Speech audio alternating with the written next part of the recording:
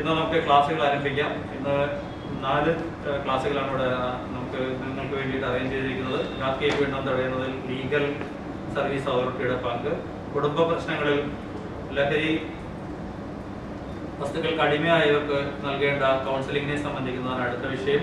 3ാമത്തെ വിഷയം സ്ത്രീകൾക്കും കുട്ടികൾക്കും എതിരായ കുറ്റകൃത്യങ്ങൾ, ഡ്രഗ് അബ്യൂസ്, മുതിർന്ന പൗരന്മാരുടെ ശ്രദ്ധയും സാമൂഹ്യ സുരക്ഷയും. 4ാമത്തെ വിഷയം കമ്മ്യൂണിക്കേഷൻ സ്കിൽ എന്നാണ്. അപ്പോൾ വൈകുന്നേരം 5:30 വരെയുള്ള ഒരു ടൈറ്റ് ഷെഡ്യൂളാണ് അറേഞ്ച് ചെയ്തിരിക്കുന്നത്. ഒരു ദിവസത്തെ പ്രോഗ്രാം ആയതുകൊണ്ട് അത്തരത്തിലൊരു ഷെഡ്യൂൾ അറേഞ്ച് ചെയ്യുക മാത്രമേ നിവൃത്തിയുള്ളൂ. ദയവായി ഞങ്ങളോടൊപ്പം സഹകരിക്കുക. ഓൺലൈൻ മീഡിയയാണ്. അപ്പോൾ എല്ലാവരും മീഡിയയിൽ, അതായത് നിങ്ങളുടെ ഓഡിയോ മ്യൂട്ട് ചെയ്ത ശേഷം വീഡിയോ അൺമ്യൂട്ട് ചെയ്ത് കാണേണ്ടതാണ്. നിങ്ങൾ വീഡിയോയും ഓഡിയോയൊക്കെ മ്യൂട്ട് ചെയ്യുന്നത് അൺമ്യൂട്ട് ചെയ്യുന്നത് ഇവിടെ ഇലക്ട്രോണിക് മീഡിയ ടീച്ചർ റെക്കോർഡ് ചെയ്യുന്നുണ്ട്, അതിൻ്റെ ഡേറ്റാബേസ് സൂക്ഷിക്കുന്നുണ്ട്. അതുകൊണ്ട് ക്ലാസ്സിൽ കൃത്യമായും അറ്റൻഡ് ചെയ്യുക. വീഡിയോ ഓൺ ചെയ്തിട്ട് മറ്റു സ്ഥലങ്ങളിൽ എന്തെങ്കിലും വർക്കിൽ ഏർപ്പെടുന്നത് ഇവിടെ അറിയാൻ കഴിയും. അതുപോലെ തന്നെ വീഡിയോ ഓഫ് ചെയ്തിരിക്കുന്നതും അറിയാൻ കഴിയും. അപ്പോൾ ദയവായി പാർട്ടിസിപ്പൻസ് എല്ലാവരും വീഡിയോ ഓൺ ചെയ്യണം, ഓഡിയോ അൺമ്യൂട്ട് ചെയ്യണം. അത് ചുമന്ന ഒരു വര അതിൽ വീഴും, അതാണ് അൺമ്യൂട്ട് ചെയ്യുന്നത്. എല്ലാവരും എപ്പോഴും കേൾക്കുന്ന ഒരു നിയമമാണ്. എനിക്ക് തോന്നുന്നു മറ്റുള്ള നിയമങ്ങളെ അപേക്ഷിച്ച് ഗാർഹിക പീഡന നിരോധന നിയമം വളരെയധികം ജനശ്രദ്ധ നേടിയതും അതുപോലെ നിയമത്തെക്കുറിച്ച് സാധാരണ ജനങ്ങൾക്ക് വരെ അറിവുള്ളതുമാണ്. നിങ്ങളെ സംബന്ധിച്ച്, പോലീസുകാരെ സംബന്ധിച്ച് കുറെ കൂടി കൂടുതൽ കാര്യങ്ങൾ അറിയുകയും ചെയ്യുന്നതാണ് എൻ്റെ വിശ്വാസം. എന്താണെങ്കിലും 2005 ഈ നിയമം നിലവിൽ വരുന്നത്. ഇന്ന് ഈ നിയമം നിലവിൽ വന്നിട്ട് 15 വർഷം കഴിഞ്ഞിരിക്കുന്നു. 2005 സെപ്റ്റംബർ 12 ഈ നിയമം പ്രാബല്യത്തിൽ വരുന്നത്. മറ്റ് നിയമങ്ങൾ പോലെ തന്നെ ജമ്മു ആൻഡ് കാശ്മീർ ഒഴികെയുള്ള എല്ലാ സംസ്ഥാനങ്ങൾക്കും ഈ നിയമം ബാധകമാണ്. ഇത് കൂടാതെ 2006 ഈ നിയമത്തിന് വേണ്ട ചട്ടങ്ങൾ ഉണ്ടാക്കി. ഈ ഗാർഹിക പീഡന നിരോധന നിയമം എന്ന് പറയുന്നത് വളരെ ചെറിയൊരു നിയമമാണ്. അതിനകത്ത് വെറും 37 വകുപ്പുകൾ മാത്രമാണുള്ളത്. ഈ 37ാമത്തെ വകുപ്പിനകത്ത് പറയുന്നുണ്ട് കേന്ദ്ര സർക്കാരിന് ഈ നിയമത്തിന്റെ ചട്ടങ്ങൾ ഉണ്ടാക്കാനുള്ള അധികാരമുണ്ട്. ഈ 37ാം പീഡന നിരോധന നിയമത്തിനും 2006 ചട്ടങ്ങളുണ്ടായി. ഇനി ഈ ആക്ടിനെ നമ്മളൊന്ന് ആകെ ഒന്ന് നോക്കുകയാണെങ്കിൽ ഇതിനകത്ത് ഞാൻ ആദ്യമേ പറഞ്ഞു 37 വകുപ്പുകൾ മാത്രമേ ഉള്ളൂ. ഈ 37 വകുപ്പുകൾക്കകത്ത് എന്തൊക്കെ കാര്യങ്ങളാണ് പറയുന്നത്? ഈ 2005 ഈ നിയമം നിലവിൽ വരുന്നതിന് മുമ്പ് സ്ത്രീകളെ ബാധിക്കുന്ന വേറെ നിയമങ്ങൾ അല്ലെങ്കിൽ സ്ത്രീകൾക്ക് മാത്രമായിട്ട് എന്തൊക്കെ നിയമം ഉണ്ടായിരുന്നു? തീർച്ചയായിട്ടും നമ്മുടെ ഇന്ത്യൻ ശിക്ഷാ നിയമത്തിലും സ്ത്രീധന നിരോധന നിയമത്തിലും ഒക്കെ ഒരുപാട് സ്ത്രീകളുമായിട്ട് ബന്ധപ്പെട്ട നിയമങ്ങൾ ഇതിനു മുൻപ് ഉണ്ടായിട്ടുണ്ട്. പക്ഷേ ഈ നിയമത്തിനൊരു പ്രത്യേകതയുണ്ട്. അതെന്താണെന്ന് വെച്ചാൽ ഈ നിയമത്തിൽ ബാക്കിയുള്ള നിയമങ്ങൾക്ക് സ്ത്രീധന നിരോധന നിയമം 1960 നിലവിൽ വന്നതാണ്. ആ നിയമത്തിനകത്ത് വളരെ ഒരു 10 വകുപ്പുകൾ മാത്രമേ. അത് സ്ത്രീധന നിരോധനവുമായിട്ട് ബന്ധപ്പെട്ട് അല്ലെങ്കിൽ വിവാഹം കഴിക്കുമ്പോൾ സ്ത്രീക്ക് കൊടുക്കുന്ന വിലപിടിപ്പുള്ള വസ്തുക്കളെ സംബന്ധിച്ചുള്ളൊരു നിയമമാണ്. പക്ഷേ അപ്പൊ അവിടെ സ്ത്രീധനം എന്നുള്ളൊരു കാര്യം മാത്രമേ അവിടെ പ്രതിപാദിക്കുന്നുള്ളൂ. ഇന്ത്യൻ ശിക്ഷാ നിയമത്തിലാണെങ്കിൽ വീടിനുള്ളിൽ സ്ത്രീകൾക്ക് ഭർത്താവിൽ നിന്നോ ഭർത്താവിന്റെ വീട്ടുകാരിൽ നിന്നോ ഉണ്ടാകുന്ന അതിക്രമങ്ങൾക്ക് ഫോറിൻ്റെ അല്ലെ പൊതു വഴിയിൽ സ്ത്രീകളെ അപഹസിക്കുകയാണെങ്കിൽ അതിനുണ്ട്. അങ്ങനെ ഓരോരോ കാര്യങ്ങൾ പറഞ്ഞിട്ട് ഓരോരോ പ്രത്യേക വകുപ്പുണ്ട്. എന്നാൽ ഗാർഹിക പീഡന നിരോധന നിയമം നിങ്ങൾ പരിശോധിക്കുകയാണെങ്കിൽ മനസ്സിലാക്കും ഈ നിയമത്തിനകത്ത് ഒരു സമ്പൂർണമായ ഒരു പാക്കേജ് പോലെയാണ്. അതായത് കുട്ടികൾ, ഒരു സ്ത്രീയെ സംബന്ധിച്ച് ഏറ്റവും വിലപിടിപ്പുള്ള, അതല്ലെങ്കിൽ അവളെ സംബന്ധിച്ച് ഏറ്റവും പ്രഷ്യസ് ആയിട്ടുള്ള ഒരു സാധനം എന്ന് പറയുന്നത് അവളുടെ മക്കളാണ്. അപ്പൊ കുട്ടികളുടെ കാര്യം ഇതിനകത്ത് പറയുന്നുണ്ട്. ഒരു വീട്ടിനകത്ത് നിന്ന് ഒരു സ്ത്രീക്ക് പ്രശ്നങ്ങൾ, ശാരീരികമായ ഉപദ്രവമോ മാനസികമായ ഉപദ്രവമോ എന്ത് തരത്തിലുള്ള അതിക്രമങ്ങൾ സ്ത്രീകൾക്കെതിരെ വീടിനകത്തു നിന്ന് ഗാർഹിക അന്തരീക്ഷത്തിൽ നിന്നുണ്ടാകുന്നുണ്ടെങ്കിൽ അതിനെ സംരക്ഷിക്കാം. അതുപോലെ തന്നെ ഭർത്താവിൽ നിന്ന് സ്ത്രീക്ക് ജീവനാംശം ലഭിക്കാൻ, അല്ലെങ്കിൽ ഭർത്താവ് വീട്ടിലെ കാര്യങ്ങൾ നോക്കണം, കുട്ടികളുടെ കാര്യങ്ങൾ നോക്കണം, സാമ്പത്തികമായിട്ട് ഇടപാടുകൾ നടത്തണം. അപ്പൊ അതിനെന്താ ചെയ്യുക? സാധാരണ നമ്മൾ ചെയ്യുന്നത് നമ്മുടെ കുടുംബ കോടതിയിൽ പോയിട്ട് നമ്മൾ ചെലവിന് കിട്ടാനായിട്ടുള്ള കേസ് കൊടുക്കുക. അതല്ല എങ്കിൽ വേറെ കോടതികളെ പണ്ടായിരുന്നെങ്കിൽ കുടുംബ കോടതിയിൽ നിലവിൽ വരുന്നതിന് മുമ്പാണെങ്കിൽ ജുഡീഷ്യൽ ഫസ്റ്റ് ക്ലാസ് മജിസ്ട്രേറ്റിനെ സമീപിച്ച് ചിലവിന് കിട്ടാനുള്ള കേസ് നടക്കുക. ഇനി കുട്ടികളുടെ സംരക്ഷണം അമ്മയ്ക്ക് വേണമെന്നുണ്ടെങ്കിൽ കുടുംബ കോടതിയിൽ ഗാർഡിയൻ ആൻഡ് വാർഡ് ഫയൽ ചെയ്യുക. ഇത്തരത്തിൽ പലതരം വകുപ്പുകൾ പല നിയമത്തിൽ ഇത് വെച്ചിട്ടായിരുന്നു നമ്മൾ കേസുകൾ നടത്തിയത്. പക്ഷെ ഈ നിയമം വന്നതോടുകൂടി ഇതെല്ലാം കൂടി ഒന്നിച്ച് ഒരു നിയമത്തിനകത്ത് ഉൾപ്പെടുത്തി. ഇതിനകത്ത് ഒരു സ്ത്രീക്ക് വീടിനകത്തൊന്നും സുരക്ഷിതത്വം ഇല്ല എന്നുണ്ടെങ്കിൽ ഇതിന്റെ 18-ാം വകുപ്പ് പ്രകാരം സംരക്ഷണ ഉത്തരവ് ലഭിക്കും. ഇനി വീട്ടിൽ നിന്നൊരു സ്ത്രീയെ പുറത്താക്കുന്ന ഒരു അവസ്ഥ ഉണ്ടാവുകയാണെങ്കിൽ 19-ാം വകുപ്പ് പ്രകാരം സ്ത്രീക്ക് ആ വീട്ടിൽ നിന്ന് ഇറങ്ങി പോകാതിരിക്കാനുള്ള പാർപ്പിട ഉത്തരവ് ലഭിക്കും. 20-ാം വകുപ്പ് പ്രകാരമാണെങ്കിൽ സാമ്പത്തിക പരിഹാരങ്ങൾ, അതായത് ഞാൻ നേരത്തെ പറഞ്ഞതുപോലെ തന്നെ ഭർത്താവോ ചെലവിന് കൊടുക്കുന്നില്ല എന്നുണ്ടെങ്കിൽ ചെലവിന് കിട്ടാനുള്ളത് ഈ വകുപ്പിനകത്തുണ്ട്. ഇനി കുട്ടികളുടെ സംരക്ഷണമാണ് 21-ാം വകുപ്പ് പ്രകാരമാണെങ്കിൽ കുട്ടികളുടെ താൽക്കാലിക കസ്റ്റഡി മാത്രമാണ് അമ്മയ്ക്ക് കിട്ടുന്നത്. കാരണം കുട്ടികളുടെ കാര്യത്തിൽ പ്രത്യേക നിയമം തന്നെ നിലവിലുള്ളത് കൊണ്ട്, ഗാർഡിയൻ ആൻഡ് വാർഡ് എന്ന് പറയുന്ന നിയമം നിലവിലുള്ളത് കൊണ്ട് താൽക്കാലികമായി, അതായത് പെട്ടെന്ന് ഒരു സുപ്രഭാതത്തിൽ അച്ഛനും അമ്മയും വഴക്കുണ്ടാക്കുമ്പോൾ കുട്ടികളാണല്ലോ ഇടയിൽ തന്നെ നഷ്ടപ്പെടുന്നത്. അപ്പോൾ കുട്ടികളെ പെട്ടെന്ന് എടുത്തുകൊണ്ട് പോകാതിരിക്കണമെങ്കിൽ ഒരു ഇടക്കാല ഉത്തരവ് എന്നുള്ള നിലയിൽ താൽക്കാലിക കസ്റ്റഡി കുട്ടികളുടെ കിട്ടും. ഇനി ഇതൊന്നുമല്ല, സാമ്പത്തിക നഷ്ടപരിഹാരം. ഒരു സ്ത്രീയെ വളരെയധികം ഉപദ്രവിച്ച് അവളെ അവശയായി, അവൾക്ക് അംഗവൈകല്യങ്ങൾ വന്നു, അല്ലെങ്കിൽ അവൾക്ക് മെഡിക്കൽ എക്സ്പെൻസ് ഒരുപാട് വന്നു, അല്ലെങ്കിൽ അവളുടെ സ്വർണവും പണവും മുഴുവൻ എടുത്ത് ഉപയോഗിച്ചു, അങ്ങനെ ഒരു അവസ്ഥയിൽ അവൾക്ക് നഷ്ടപരിഹാരം ക്ലെയിം ചെയ്യണമെങ്കിൽ അത് ഇതിനകത്തോളം വകുപ്പുണ്ട്. ഇങ്ങനെ ഇതെല്ലാ കാര്യങ്ങളും, ഈ പറഞ്ഞ കാര്യങ്ങളെല്ലാം കൂടെ ഒന്നിച്ച് നമ്മളൊരു കേസായിട്ട് ജുഡീഷ്യൽ ഫസ്റ്റ് ക്ലാസ് മജിസ്ട്രേറ്റിന് മുമ്പിൽ കൊടുത്താൽ നമുക്ക് അവിടെ നിന്ന് പരിഹാരം കിട്ടും. എങ്ങനെ? വിത്ത് ഇമ്മീഡിയറ്റ് എഫക്റ്റ് ആണ്. ഇതിനകത്ത് തന്നെ 23-ാം വകുപ്പിനകത്ത് പറയുന്നുണ്ട് എക്സ്പാർട്ടിയായിട്ട് ഉത്തരവ് കിട്ടുക എന്നുള്ളതാണ്. അപ്പം അതിലേക്കൊക്കെ നമുക്ക് വരാം, ഓരോന്നോരോന്നായിട്ട് നോക്കാം.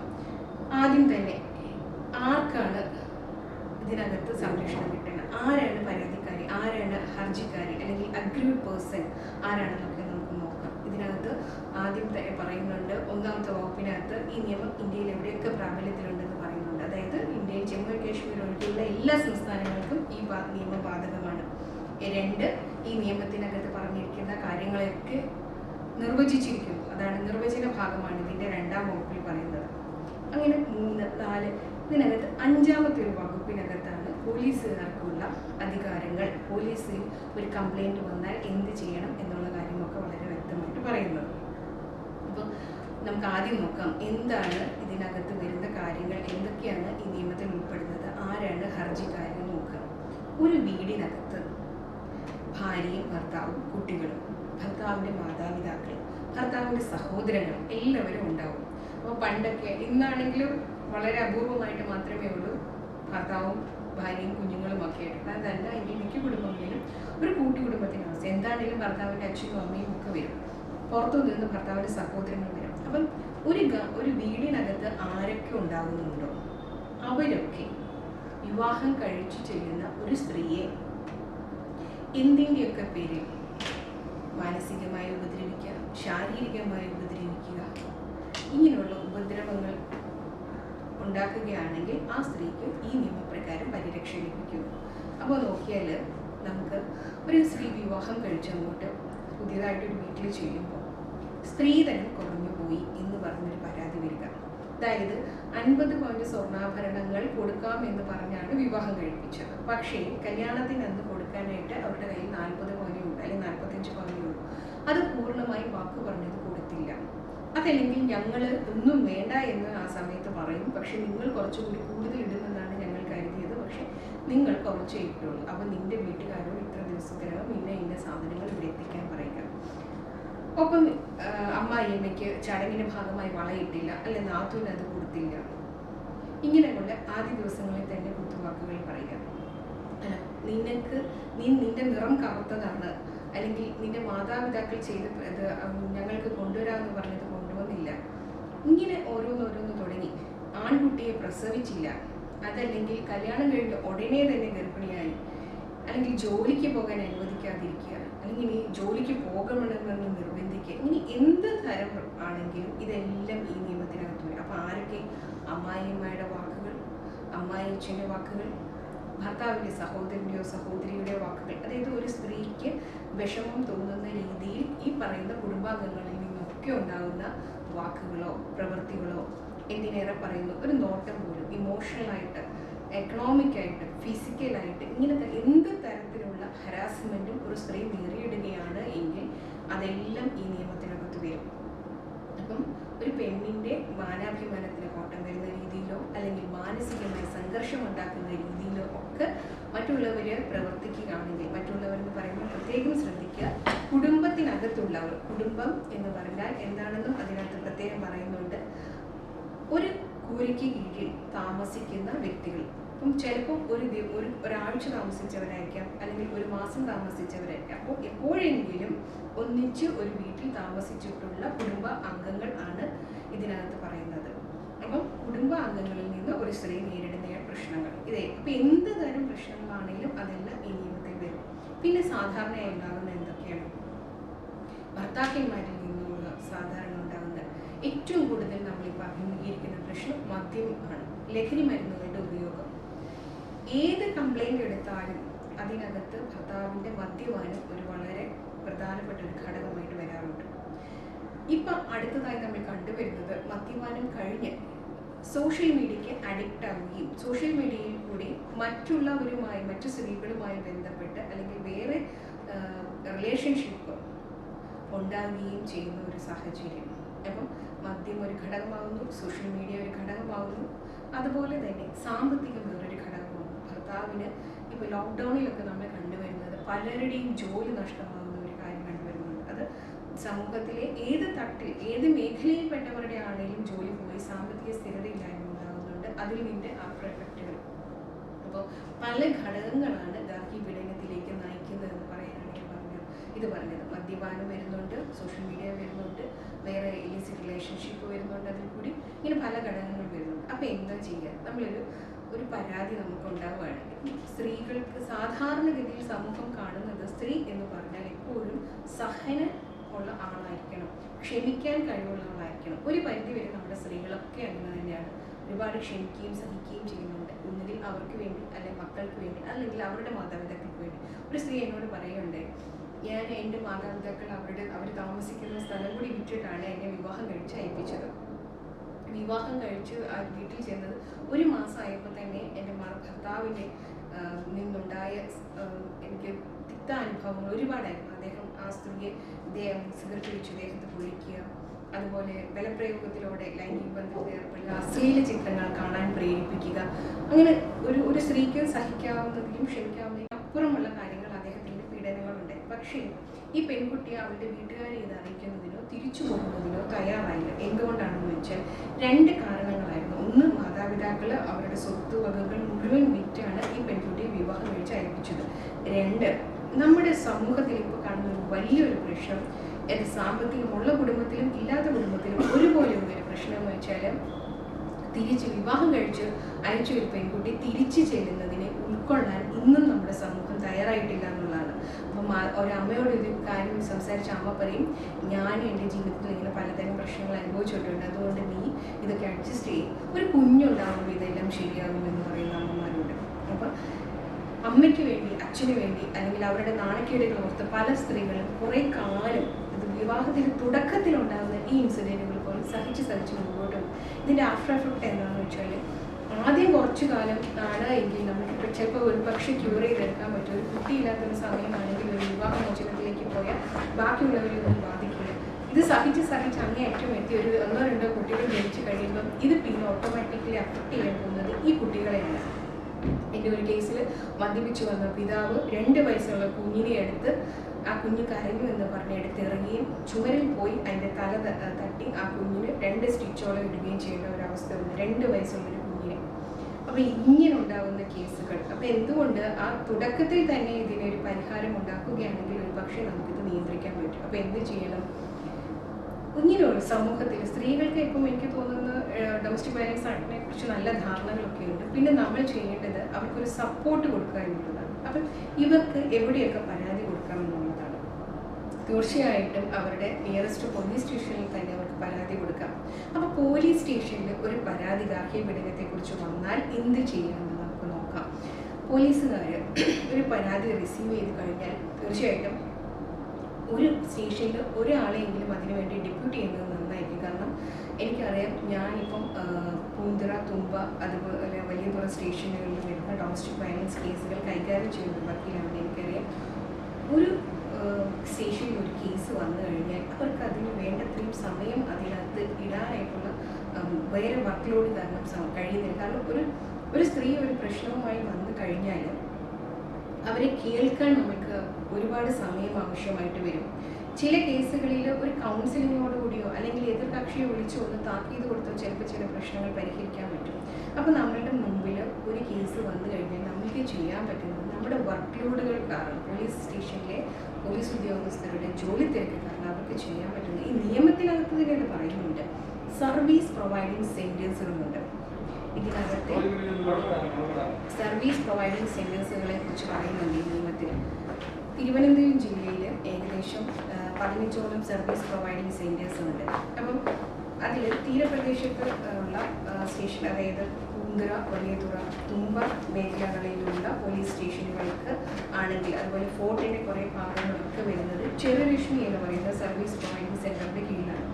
അപ്പം അതുപോലെ തന്നെ കേരളത്തിൽ അങ്ങോളം ഇങ്ങോളം ഒരുപാട് സർവീസ് പ്രൊവൈഡിങ് സെൻറ്റേഴ്സുകൾ നിലവിലുണ്ട്. ഈ സർവീസ് പ്രൊവൈഡിങ് സെൻറ്റേഴ്സിൻ്റെ ഉത്തരവാദിത്ത ധർമ്മം എന്താണെന്ന് വെച്ചാൽ പോലീസ് സ്റ്റേഷനിൽ വരുന്ന കേസുകൾ അതാത് സർവീസ് പ്രൊവൈഡിങ് സെൻറ്റേഴ്സിന് വേണം ഹാൻഡ് ഓവർ ചെയ്യാൻ.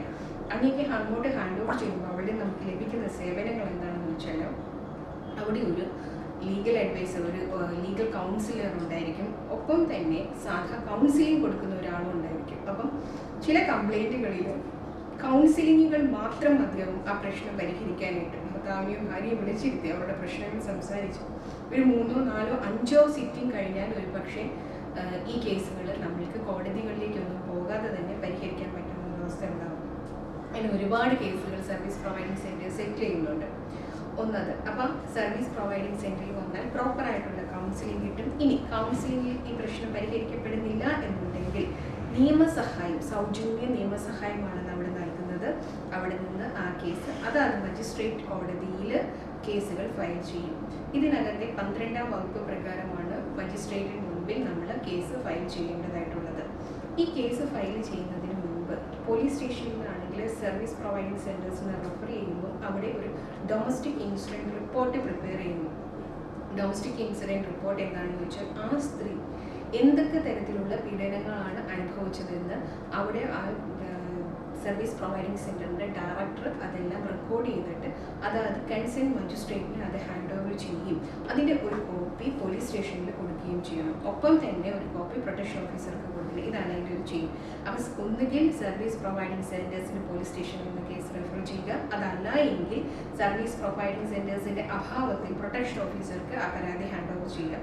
ഈ പ്രൊട്ടക്ഷൻ ഓഫീസറുടെ അടുക്കിലേക്ക് എല്ലാ പരാതികളും പോയി കഴിഞ്ഞാലുള്ള ഒരു ബുദ്ധിമുട്ടെന്ന് വെച്ചാൽ ഒരു ജില്ലയിൽ ഒരു പ്രൊട്ടക്ഷൻ ഓഫീസർ മാത്രമാണുള്ളത്. അപ്പം അത്രയധികം കേസുകൾ വരുമ്പോൾ അവർക്ക് അതെല്ലാം കൂടി കൈകാര്യം ചെയ്യാൻ പറ്റില്ല. പ്രൊട്ടക്ഷൻ ഓഫീസറുടെ കർത്തവ്യം എന്ന് പറഞ്ഞാൽ അവരുടെ മുൻപിൽ വരുന്ന പരാതികളിൽ ഡൊമസ്റ്റിക് ഇൻസിഡൻറ്റ് റിപ്പോർട്ട് പ്രിപ്പയർ ചെയ്യുക എന്നുള്ളതാണ്. ഡൊമസ്റ്റിക് ഇൻസിഡൻറ്റ് റിപ്പോർട്ട് എടുക്കുക, ആ റിപ്പോർട്ട് സീൽഡ് കവറിൽ അതായത് മജിസ്ട്രേറ്റിന് അയച്ചു കൊടുക്കുക. ഒപ്പം തന്നെ ഈ ഗാർഹിക സംഭവങ്ങളെ കുറിച്ചുള്ള ഒരു പരാതി കൂടി അയച്ചു കൊടുക്കുക. അപ്പം നിലവിൽ ആ ഒരു പ്രോസസ്സിന് ഡിലേ വരാനുള്ള ഒരു സാധ്യതയുണ്ട്. അതുപോലെ തന്നെ ഈ കാര്യത്തിൽ ഇതിൽ പറയേണ്ട കാര്യങ്ങൾ ചിലപ്പം മുഴുവനായിട്ടും റെക്കോർഡ് ചെയ്യാൻ കഴിയാതെ വരും. അപ്പോൾ എന്താ ചെയ്യാൻ പറ്റുക? ഫലപ്രദമായി ഒരു കേസ് ഒരു കോടതിക്ക് മുന്നിൽ എത്തണമെങ്കിലും ഫോളോ അപ്പ് വേണമെങ്കിലും ഒരു അഡ്വക്കേറ്റിൻ്റെ സഹായം ഉണ്ടെങ്കിലേ കഴിയും. അപ്പോൾ അഡ്വക്കേറ്റിൻ്റെ സഹായം നമ്മുടെ സർവീസ് പ്രൊവൈഡിങ് സെൻറ്റേഴ്സ് ഫലപ്രദമായി കൊടുക്കുകയും ചെയ്യുന്നുണ്ട്. ഇനി ഈ സർവീസ് പ്രൊവൈഡിങ് സെൻറ്ററുകളും പോലീസ് സ്റ്റേഷനും തമ്മിൽ യോജിച്ച് പ്രവർത്തിച്ചാൽ മാത്രമേ ഫലപ്രദമായി ഈ നിയമം നമുക്ക് ഇംപ്ലിമെൻറ്റ് ചെയ്യാൻ പറ്റൂ. ഇതിനകത്ത് ജനാധിപത്യത്തിലെ 4 തൂൺ എന്ന് പറയുന്നത് പോലെ തന്നെ ഈ ഡൊമസ്റ്റിക് വയലൻസ് ആക്ടിനകത്തും ഒരു 4 തൂണുണ്ട്. അതിലൊന്നാണ് പരമപ്രധാനമായത് കോടതികൾ. തീർച്ചയായിട്ടും കോടതിയുണ്ട്. ജുഡീഷ്യൽ ഫസ്റ്റ് ക്ലാസ് മജിസ്ട്രേറ്റിനാണ് അതിൻ്റെ ജൂറിസ്ഡിക്ഷൻ. അതുപോലെ രണ്ടാമത് പറയുന്നത് പ്രൊട്ടക്ഷൻ ഓഫീസർ, മൂന്നാമത് പറയുന്നത് സർവീസ് പ്രൊവൈഡിങ് സെൻറ്റേഴ്സ്, നാലാമത് നമ്മുടെ പോലീസ് സ്റ്റേഷനുകളാണ്. അപ്പം ഒരു പോലീസ് സ്റ്റേഷനിൽ ഒരു കേസ് വന്നാൽ പോലീസ് തീർച്ചയായിട്ടും സർവീസ് പ്രൊവൈഡിങ് സെൻറ്റേഴ്സിലേക്കോ അല്ലെങ്കിൽ പ്രൊട്ടക്ഷൻ ഓഫീസർക്കോ റെഫർ ചെയ്യാം. ഇനി പ്രൊട്ടക്ഷൻ ഓഫീസർക്കാണ് കേസ് വരുന്നതെങ്കിൽ പ്രൊട്ടക്ഷൻ ഓഫീസർ DIR പ്രിപ്പയർ ചെയ്ത് മജിസ്ട്രേറ്റിന് അയക്കുക. സർവീസ് പ്രൊവൈഡിങ് സെൻറ്റേഴ്സിലാണ് ഡയറക്റ്റ് കേസ് വരുന്നതെങ്കിൽ അവരും അത് മജിസ്ട്രേറ്റിലേക്ക് അയക്കുക. അപ്പോൾ കോടതി ഇനി ഇതെല്ലാം കൂടി പരിശോധിച്ച് DIR-ഉം അതിന് മുൻപിൽ വരുന്ന ആപ്ലിക്കേഷൻസും ഒക്കെ പരിശോധിച്ച് കഴിഞ്ഞ് ഇതിനകത്ത് ഇടക്കാല ഉത്തരവുകൾ വരും. ആ ഇടക്കാല ഉത്തരവുകൾ എന്തൊക്കെയാണെന്നാണ് ഞാൻ ആദ്യം ഒന്ന് പറഞ്ഞത്. സെക്ഷൻ 18 പ്രകാരമുള്ള പ്രൊട്ടക്ഷൻ ഓർഡർ. പ്രൊട്ടക്ഷൻ ഓർഡറാണ് ഈ നിയമത്തിലെ ഏറ്റവും ഫലപ്രദമായിട്ടുള്ള സെക്ഷൻ, അല്ലെങ്കിൽ ഏറ്റവും ഇമ്പോർട്ടൻ്റ് ആയിട്ടുള്ള സെക്ഷനാണ് സെക്ഷൻ 18. സെക്ഷൻ 18 പ്രകാരം ഒരു സ്ത്രീക്ക് യാതൊരു വിധത്തിലുള്ള ഉപദ്രവങ്ങളും ഉണ്ടാക്കാൻ പാടില്ല. ആ സ്ത്രീക്ക് ആർക്കെതിരെയൊക്കെ കേസ് കൊടുക്കാൻ പറ്റുമെന്നുകൊണ്ട് നോക്കണം. ഭർത്താവിനെതിരെ കൊടുക്കാം, ഭർത്താവിൻ്റെ മാതാപിതാക്കൾക്കെതിരെ കൊടുക്കാം, ഭർത്താവിൻ്റെ സഹോദരങ്ങൾക്കെതിരെ കൊടുക്കാം. ഈ സ്ത്രീയെ ആരൊക്കെയാണോ ഉപദ്രവിക്കുന്നത് അവരെല്ലാം എതിർകക്ഷികളാക്കിക്കൊണ്ട് ആ സ്ത്രീക്ക് പരാതി കൊടുക്കാം. അവരിൽ നിന്നെല്ലാം സംരക്ഷണം വേണമെന്ന് ആവശ്യപ്പെടാം. അപ്പം പ്രൊട്ടക്ഷൻ ഓർഡർ പ്രകാരം ഇവരൊക്കെ തന്നെ ഉപദ്രവിക്കാൻ സാധ്യതയുണ്ട്, ജീവനെ അപകടപ്പെടുത്താൻ സാധ്യതയുണ്ട് എന്ന് പറഞ്ഞ ഒരു കേസ് കോടതിയുടെ മുമ്പിൽ എത്തിയാൽ തീർച്ചയായിട്ടും വിത്ത് ഇമ്മീഡിയറ്റ് എഫക്റ്റ് ഇന്ന് രാവിലെ 11 മണിക്ക് കോടതിയുടെ മുമ്പിൽ വരുന്ന ഒരു ഫയലിൽ പ്രൊട്ടക്ഷൻ ഓർഡർ കോടതി ഉത്തരവിട്ടാൽ വൈകുന്നേരം 5 മണിക്ക് നമുക്ക് ആ ഓർഡർ കിട്ടുകയാണ്. അത്രയും സ്പീഡി ആയിട്ടുള്ള അല്ലെങ്കിൽ വിത്തിൻ അവേഴ്സ് നമുക്ക് ഫലപ്രദമായ ഒരു ഉത്തരവ് കിട്ടുന്ന വേറൊരു നിയമവും നിലവിലില്ല. ഇത്ര ഫാസ്റ്റ് ആയിട്ടാണ് നമുക്ക് ഇതിനകത്ത് പ്രൊട്ടക്ഷൻ ഓർഡർ കിട്ടുന്നത്. ഈ പ്രൊട്ടക്ഷൻ ഓർഡർ കിട്ടിക്കഴിഞ്ഞാലുള്ള ഗുണം എന്താണെന്ന് വെച്ചാൽ പോലീസുകാർക്കാണെങ്കിൽ ഇതിൻ്റെ ഏറ്റവും വലിയൊരു ശക്തി ആയുധമായിട്ട് കിട്ടുകയാണ്. കാരണം പ്രൊട്ടക്ഷൻ ഓർഡർ ഉള്ള ഒരു കേസിൽ അയാൾ ഓപ്പോസിറ്റ് എതിർകക്ഷി ആ ഓർഡർ ഉത്തരവ് ലംഘിക്കുകയാണെങ്കിൽ എന്ത് ചെയ്യാൻ പറ്റും? സെക്ഷൻ 31 പ്രകാരം അദ്ദേഹത്തിനെതിരെ കേസെടുക്കാൻ പറ്റും. അപ്പം നിലവിൽ കോടതി ഉത്തരവ് വയലേറ്റ് ചെയ്യുന്നതിന് ഒരു വ്യക്തിക്കെതിരെ എതിർകക്ഷിക്കെതിരെ നമുക്ക് കേസെടുക്കാൻ പറ്റും. കേസ് സാധാരണ രീതിയിൽ അതിനെക്കുറിച്ചുള്ള അന്വേഷണം നടത്തി അയാൾ കുറ്റക്കാരനാണെന്നും സെക്ഷൻ 18 വയലേറ്റ് ചെയ്തിട്ടുണ്ടെന്ന് കഴിഞ്ഞാൽ ക്രിമിനൽ കേസ് FIR രജിസ്റ്റർ ചെയ്ത് അത് കോടതിക്ക് ഹാൻഡ് ഓവർ ചെയ്യുകയും കോടതിയിൽ നിന്ന് അയാൾ പിന്നെ ജാമ്യത്തിൽ ഇറങ്ങേണ്ടതായിട്ട് വരും. ഇനി ഇങ്ങനെ ഒരു കുറ്റകൃത്യം നടന്നു കഴിഞ്ഞാൽ അതൊരു സെപ്പറേറ്റ് കേസായിട്ടാണ് കണക്കാക്കുന്നത്. അതിന് 1 വർഷം വരെ തടവ് ശിക്ഷ ലഭിക്കാവുന്നതും 20,000 രൂപയോളം പിഴ ഈടാക്കാവുന്നതുമായ കുറ്റമാണ്. അപ്പോൾ അത് ഏത് കോടതിയാണോ പ്രൊട്ടക്ഷൻ ഓർഡർ ഇഷ്യൂ ചെയ്യുന്നത് ആ കോടതിയിൽ തന്നെയായിരിക്കും വയലേഷൻ ഓഫ് പ്രൊട്ടക്ഷൻ ഓർഡർ വരികയാണെങ്കിൽ അതും കൈകാര്യം ചെയ്യുന്നത്. സാധാരണ രീതിയിൽ റയറസ്റ്റ് ആയിട്ടുള്ള കേസുകളിൽ ചിലപ്പോൾ ഇവിടെ പ്രൊട്ടക്ഷൻ ഓർഡർ കിട്ടിയത് കോടതിയിൽ നിന്നും ചിലപ്പോൾ അത് ഇംപ്ലിമെൻറ്റ് ചെയ്യേണ്ടത് വരുന്നത് ഇവിടെ ദൂരെ എവിടെയെങ്കിലും അല്ലെങ്കിൽ കേരളത്തിൽ ഇടക്കേറ്റത്ത് എവിടെയെങ്കിലും ആണെങ്കിൽ ഒരുപക്ഷെ ഒരു സ്റ്റേറ്റ് വരുന്ന കോടതിക്ക് വേണമെങ്കിലും കൈകാര്യം ചെയ്യാൻ പറ്റും വയലേഷൻ ഓഫ് ദി ഓർഡർ. അപ്പോൾ ഇതിനകത്ത് section 18 protection order, section 19 residence order. ഈ സെക്ഷൻ 19 റെസിഡൻസ് ഓർഡർ എന്താണെന്ന് വെച്ചാൽ വിവാഹം കഴിച്ച ഒരു സ്ത്രീ ഒരു ഭർത്താവിൻ്റെ വീട്ടിലേക്ക് ചെന്ന് താമസിക്കുകയാണ്. ഒരു സുപ്രഭാതത്തിൽ ഭർത്താവിൻ്റെ വീട്ടുകാർ പറയുകയാണ് നീ ഇന്ന് ഇവിടെ നിന്ന് ഇറങ്ങണം എന്ന് പറഞ്ഞാൽ ആ സ്ത്രീ നിൽക്കുന്ന നിൽപ്പിൽ പെരുവഴിയിലായി പോകാൻ പാടില്ല. അപ്പോൾ എന്താ ചെയ്യാൻ പറ്റുക? റെസിഡൻസ് ഓർഡർ വാങ്ങുകയാണ് എങ്കിൽ പാർപ്പിട ഉത്തരവ് ലഭിക്കുകയാണെങ്കിൽ അവൾ ഭാര്യ ഭർത്താക്കന്മാരായിട്ട് ഏത് വീട്ടിലാണോ താമസിച്ചത് ആ വീട്ടിൽ താമസിക്കാനുള്ള ഉത്തരവാണ് പാർപ്പിട ഉത്തരവ്. ഇനി ആ വീട് ചിലപ്പോൾ ഭർത്താവിൻ്റെ അച്ഛനോ അമ്മയുടെ ആരുടെയെങ്കിലും പേരുള്ളതാകാം. പക്ഷേ അവർക്ക് അവിടെ ഇവളെ കൊണ്ട് ബുദ്ധിമുട്ടുണ്ടാകുന്നു എന്ന് പറയുകയാണെങ്കിൽ ഓൾട്ടർനേറ്റ് അക്കോമഡേഷൻ കൊടുക്കാൻ അവർ ബാധ്യസ്ഥരാണ്. അതായത് അവളെ സുരക്ഷിതമായിട്ട് വാടക കൊടുത്തോ അല്ലാതെയോ വേറൊരു സ്ഥലത്തേക്ക് താമസിക്കാനുള്ള ഉത്തരവ്. അപ്പം അങ്ങനെ ഓൾട്ടർനേറ്റ് അക്കോമഡേഷൻ കൊടുക്കാം. ആ അക്കോമഡേഷനുള്ള വാടകയാണ് എങ്കിൽ അത് കൃത്യമായിട്ട് ആ എതിർകക്ഷി ഹർജിക്കാരിക്ക് കൊടുക്കണം. അപ്പം പെട്ടെന്നൊരു സുപ്രഭാതത്തിൽ ഒരു പെൺകുട്ടി പെരുവഴിയിലായി പോകാൻ പാടില്ല എന്നുള്ള ലക്ഷ്യത്തോടു കൂടിയാണ് പാർപ്പിട ഉത്തരവ് കൊടുത്തിരിക്കുന്നത്. അതുപോലെ തന്നെയാണ് ഇതിനകത്തുള്ള സ്ത്രീകൾക്ക് ജോലിയൊന്നുമില്ല, ഭർത്താവിനെ ആശ്രയിച്ചാണ് കഴിയുന്നതെങ്കിൽ അവർക്ക് ജീവിത ചെലവിലുള്ള തുകയും ഈ നിയമപ്രകാരം ഈടാക്കാൻ പറ്റും. പിന്നെ കുട്ടികളുടെ സംരക്ഷണം, കുട്ടികളുടെ ചില കേസുകളിലാണ് ഭർത്താക്കന്മാർ കുട്ടികളെയൊക്കെ നിൽക്കുന്ന നിപ്പിൽ എടുത്തുകൊണ്ട് പോകുന്ന ഒരു അവസ്ഥയുണ്ട്. അപ്പോൾ അങ്ങനെ കുട്ടികളെ ഫോഴ്സ്ഫുള്ളായിട്ട് അമ്മയുടെ സംരക്ഷണയിൽ നിന്ന് എടുത്തുകൊണ്ട് പോകാൻ പാടില്ല എന്ന് പറഞ്ഞുള്ള ഉത്തരവും ഇത് ഇടക്കാല ഉത്തരവായിട്ട് കോടതികൾക്ക് നൽകാൻ കഴിയും ഈ നിയമപ്രകാരം. അപ്പം ഇതിനകത്തുള്ള ഒരു പ്രത്യേകത എന്ന് വെച്ചാൽ 18ാം വകുപ്പ് പ്രകാരം ഒരു ലംഘനം നടന്നാൽ മാത്രമേ പോലീസുകാർക്ക് വയലേഷൻ പറഞ്ഞ് സെക്ഷൻ 31 പ്രകാരം കേസ് രജിസ്റ്റർ ചെയ്യാൻ പറ്റത്തുള്ളൂ.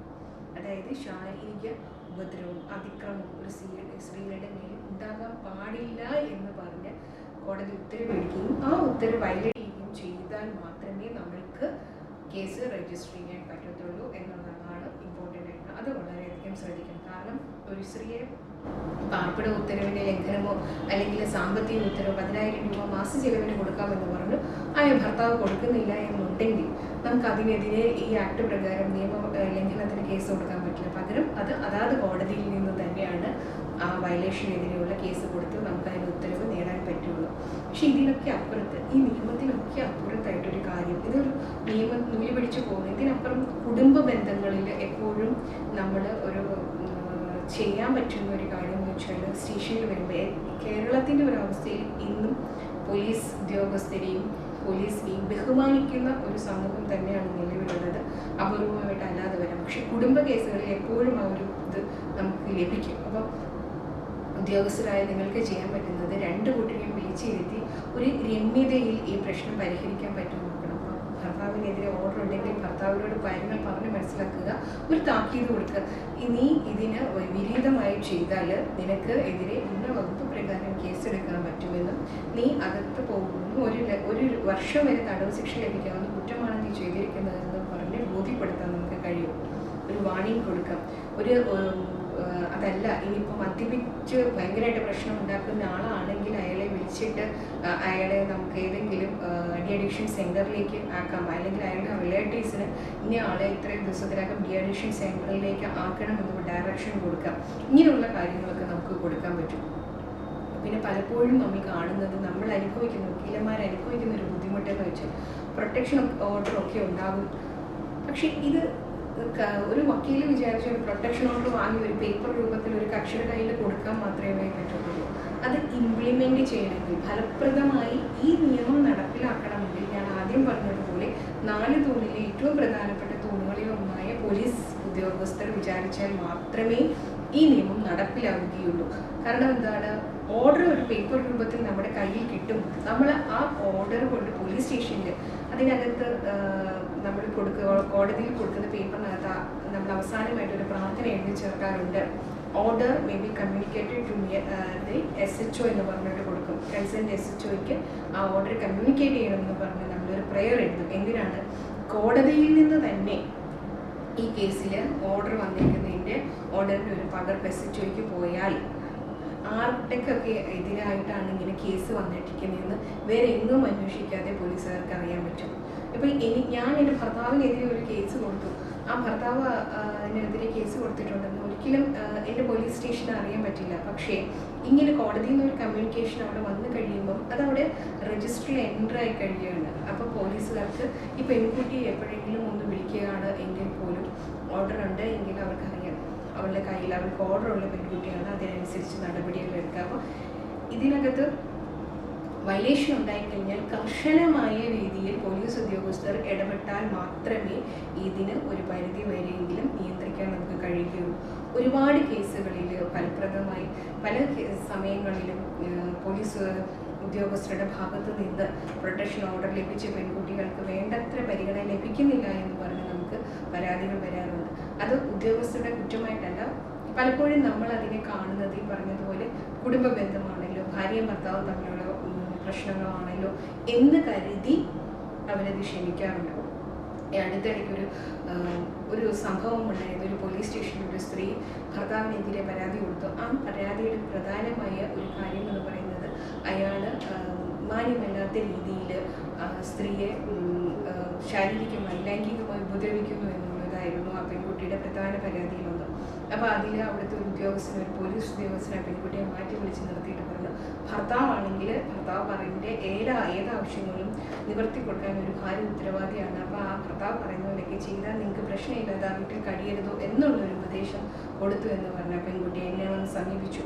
അതായത് എന്നോട് പറഞ്ഞു, ഇനി ഞാൻ ആ സ്റ്റേഷനിലേക്ക് പോകാൻ താല്പര്യപ്പെടുന്നില്ല, കാരണം ഈ ഒരു രീതിയിലാണ് അവിടുന്ന് ഇടപെടുന്നത്. അപ്പം ഇതിനകത്ത് 2 രീതിയിൽ നമുക്ക് കാണാം. ഒന്നിൽ ആ പെൺകുട്ടി പറഞ്ഞ പോലെ ബ്ലൈൻഡായിട്ട് നമുക്ക് മോശമായിട്ട് ആ ഉദ്യോഗസ്ഥൻ പെരുമാറിയെന്ന് പറയാം. പക്ഷേ ഒരിക്കലും ആ ഒരു രീതിയിലായിരിക്കില്ല അവർ സംസാരിച്ചിട്ടുള്ളത്. അവർ തീർച്ചയായിട്ടും സംസാരിക്കുന്നത് ഭാര്യ ഭർത്തൃ ബന്ധത്തിനിടയിൽ അഡ്ജസ്റ്റ്മെൻറ്റുകൾ വേണം, എങ്കിലേ മുൻപോട്ട് പോകാൻ പറ്റൂ. അപ്പം ഭർത്താവിൻ്റെ ഇംഗിതത്തിനനുസരിച്ച് ഒന്ന് അഡ്ജസ്റ്റ് ചെയ്ത് നിൽക്കൂ എന്നുള്ള രീതിയിലാകാം ആ എല്ലാ കേസുകളിലും നമ്മളതാണ് കാണുന്നത്. ഒരു കേസിലാണെങ്കിൽ ഭയങ്കരമായിട്ട് മദ്യപിക്കുന്ന ഭർത്താവ് ആ സ്ത്രീയോടെ പറഞ്ഞു, മദ്യപിക്കുന്ന സമയത്ത് നിങ്ങളൊന്ന് മാറി നിന്നാൽ അല്ലെങ്കിൽ നിങ്ങളൊന്ന് അഡ്ജസ്റ്റ് ചെയ്ത് നിന്നാൽ പ്രശ്നം പരിഹരിക്കപ്പെടുകയില്ലേ. ഇത്തരം രീതിയിലൊക്കെയുള്ള സംസാരങ്ങൾ ഉദ്യോഗസ്ഥരുടെ ഭാഗത്തു നിന്നും ഉണ്ടാവുന്നുണ്ട്. അത് നമ്മുടെ അഗ്രീഡ് പേഴ്സൺ ആയിട്ട് വരുന്ന കക്ഷികളെ അത് നെഗറ്റീവായിട്ട് ഒരുപാട് അഫക്റ്റ് ചെയ്യുന്നുണ്ട്. കാരണം അവർ പറയുന്നത് കോടതിയിൽ പോയിട്ട് കാര്യമില്ല, പോലീസ് സ്റ്റേഷനിൽ പോയിട്ട് കാര്യമില്ല, എവിടെ നിന്നും എനിക്ക് നീതി ലഭിക്കുന്നില്ല, ഞാൻ വർഷങ്ങളോളം സഹിച്ചും ക്ഷമിച്ചതിനും ശേഷം നിവർത്തി കേട്ട് മാത്രമാണ് ഞാൻ കേസുമായിട്ട് ഇറങ്ങിയെന്ന് പറയും. അപ്പോൾ അത്തരം സ്ത്രീകളെ സംബന്ധിച്ച് ഇത്തരം മറുപടികളൊക്കെ സ്റ്റേഷനിൽ ലഭിച്ചാൽ വളരെയധികം ബുദ്ധിമുട്ടാണ്. അപ്പോൾ നമ്മൾ അവരുടെ മാനസികാവസ്ഥയും കൂടി മനസ്സിലാക്കിക്കൊണ്ട് വേണം ഇത്തരം അഗ്രീഡ് പേഴ്സണായിട്ട് വരുന്ന സ്ത്രീകളോട് സംസാരിക്കാനായിട്ട്. ഒരു പക്ഷേ ഒരു വനിതാ പോലീസ് ഓഫീസർക്ക് ഒരു പക്ഷേ കുറച്ചും കൂടി സ്ത്രീകളുടെ ഇത്തരം ഫീലിങ്സ് മനസ്സിലാക്കാൻ കഴിയുമെന്നാണ് എനിക്ക് തോന്നുന്നത്. അപ്പം കൂടുതലും ഗാർഹിക പീഡനവുമൊക്കെ ആയിട്ട് വരുന്ന സ്ത്രീകളോട് സംവദിക്കാൻ വനിതാ പോലീസിന് തയ്യാറായാൽ നന്നായിരിക്കുമെന്നാണ് തോന്നുന്നത്. അതുപോലെ തന്നെയാണ് സർവീസ് പ്രൊവൈഡിങ് സെൻറ്റേഴ്സും പോലീസും കൂടെ തമ്മിലുള്ള ബന്ധത്തിൽ ഒരു പ്രധാന കാര്യം എന്ന് വെച്ചാൽ എല്ലാ മാസവും സർവീസ് പ്രൊവൈഡിങ് സെൻറ്റേഴ്സ് ഒരു സബ് കമ്മിറ്റി വിളിക്കണമെന്നുണ്ട്. ആ സബ് കമ്മിറ്റിയിൽ അതാത് പോലീസ് സ്റ്റേഷൻ ഏത് പോലീസ് സ്റ്റേഷനാണോ ആ സർവീസ് പ്രൊവൈഡിങ് സെൻറ്റേഴ്സിൻ്റെ ജൂറിസ്ഡിക്ഷനിൽ വരുന്നത് അവിടുത്തെ ഉദ്യോഗസ്ഥരുമായി സാധാരണ മീറ്റിങ്ങിൽ SHOs പങ്കെടുക്കാനാണ് പറയുന്നത്. പക്ഷെ പലപ്പോഴും SHOയ്ക്ക് അതിൽ പങ്കെടുക്കാനായിട്ട് കഴിയാതെ വരും, കാരണം അത്രയധികം ജോലി തിരക്കുള്ളതുകൊണ്ട്. അപ്പം ഏതെങ്കിലും ഒരു ഓഫീസറിനെ SHOയ്ക്ക് ഓതറൈസ് ചെയ്തുകൊണ്ട് ആ കമ്മിറ്റിയിൽ പങ്കെടുക്കാനായിട്ട് പറഞ്ഞയക്കാൻ പറ്റും. അപ്പം എല്ലാ മാസവും നടക്കുന്ന സബ് കമ്മിറ്റിയിൽ ഇത്തരം ഓഫീസർമാർ പങ്കെടുത്താൽ ഒരു പക്ഷേ കുറച്ചും കൂടി ഫലപ്രദമായി നമുക്ക് ഈ കാര്യങ്ങളൊക്കെ നടപ്പിലാക്കാൻ പറ്റും.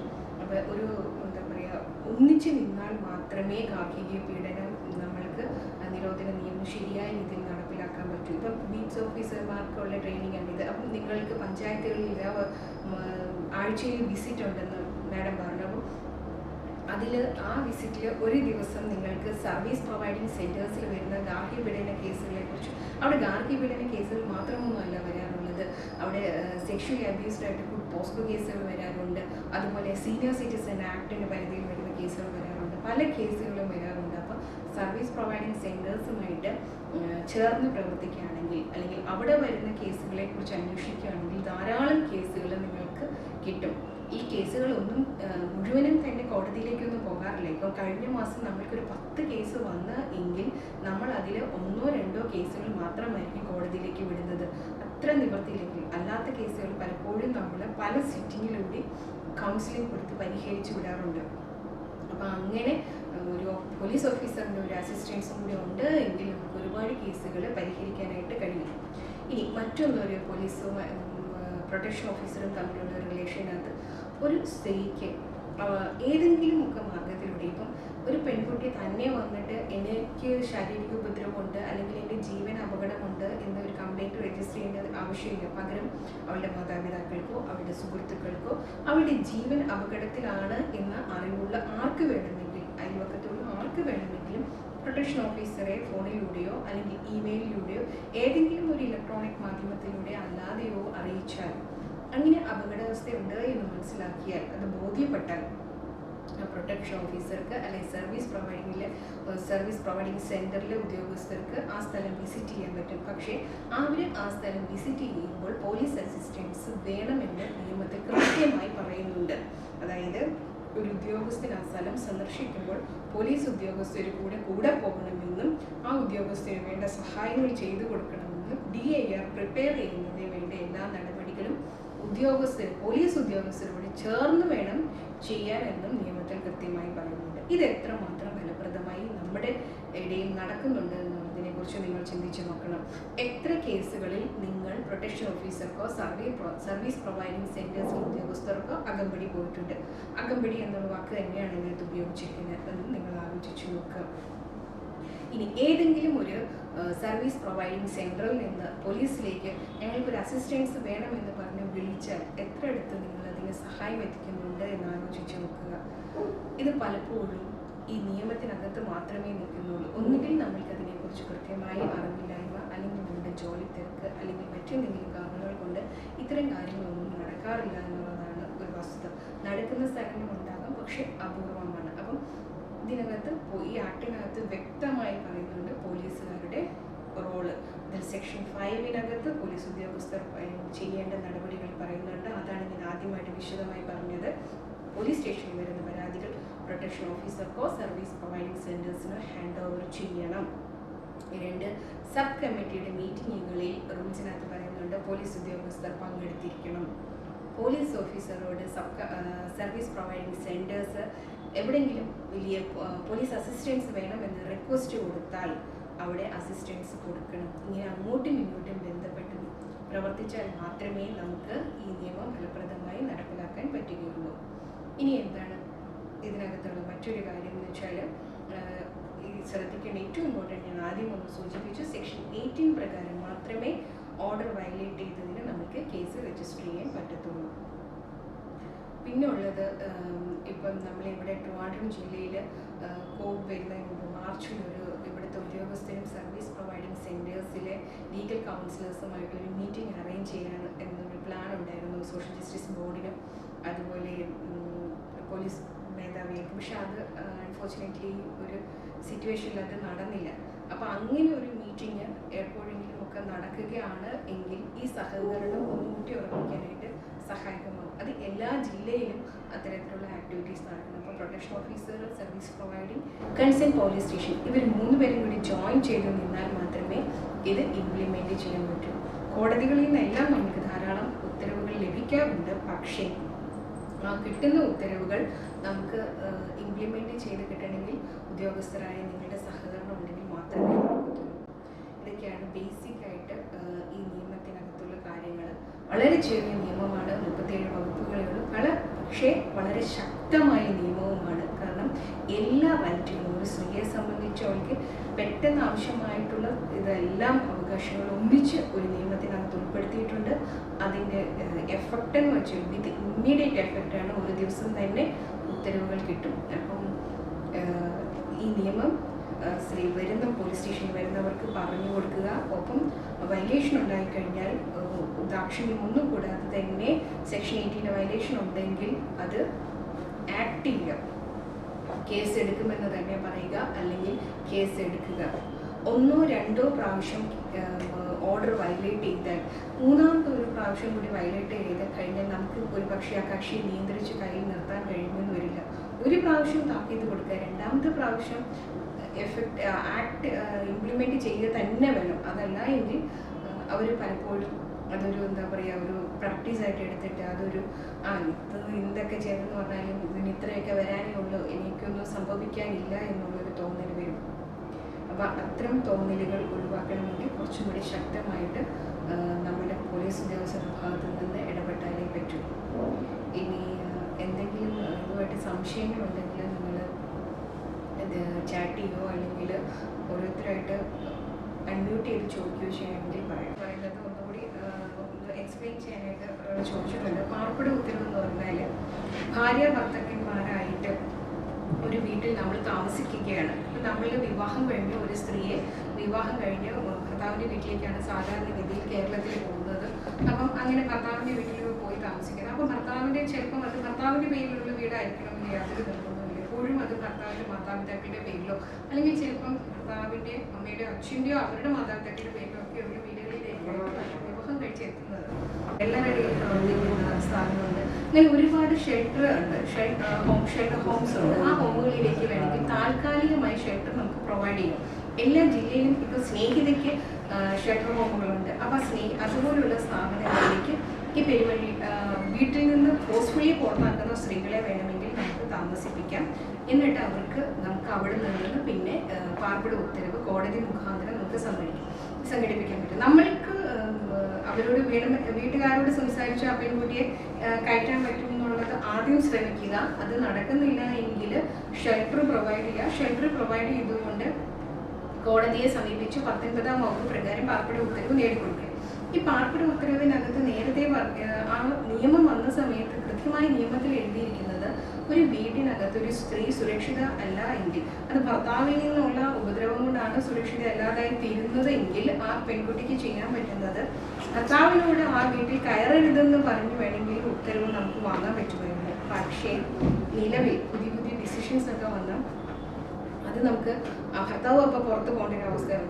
അപ്പം ആ വീട്ടിൽ തന്നെ ഭാര്യയും ഭർത്താവും കൂടി ഭാര്യയ്ക്ക് ഏതെങ്കിലും ഒരു പോർഷൻ പ്രൊവൈഡ് ചെയ്തുകൊണ്ട് ആ പോർഷനിലേക്ക് ഭർത്താവ് പ്രവേശിക്കാൻ പാടില്ല, അല്ലെങ്കിൽ മാതാപിതാക്കൾ പ്രവേശിക്കാൻ പാടില്ല, അവൾ സുരക്ഷിതമായിട്ട് അവിടെ ജീവിച്ചോട്ടെ എന്ന് പറഞ്ഞ് കോടതിക്ക് ഉത്തരവിടാം. അതല്ലെങ്കിൽ ഓൾട്ടർനേറ്റീവ് ആയിട്ട് അവൾക്ക് വേറൊരു അക്കോമഡേഷൻ പ്രൊവൈഡ് ചെയ്യണമെന്ന് പറഞ്ഞ് കോടതിക്ക് ഉത്തരവിടാം. അല്ല, ചില സാഹചര്യങ്ങളിൽ എന്താ ചെയ്യാന്ന് വെച്ചാൽ ഈ പെൺകുട്ടിയെ പുറത്താക്കുന്നതിന് വേണ്ടി ഈ പ്രോപ്പർട്ടി തന്നെ വിൽക്കാനായിട്ടുള്ള ഒരു തീരുമാനം എടുക്കും. അപ്പം എന്താ ചെയ്യാൻ പറ്റുക? അതിലും നിയമത്തിൽ പ്രത്യേകം കോടതിക്ക് ഉത്തരവിടാൻ പറ്റും. കോടതിയുടെ കൺസെന്റ് ഇല്ലാതെ, കോടതിയുടെ ഡയറക്ഷൻ ഇല്ലാതെ ഈ പ്രോപ്പർട്ടി ഹാൻഡ് ഓവർ ചെയ്യാൻ പാടില്ല എന്ന് പറഞ്ഞിട്ട് വേണമെങ്കിൽ ഉത്തരവിടാം. അപ്പം ഒരു കാരണവശാലും ഒരു പെൺകുട്ടി പുറത്തേക്ക് പോകാൻ പാടില്ല എന്നുള്ളതാണ് ആ നിയമത്തിൽ പറയുന്നത്, 19-ാം വകുപ്പിൽ പറയുന്നത്.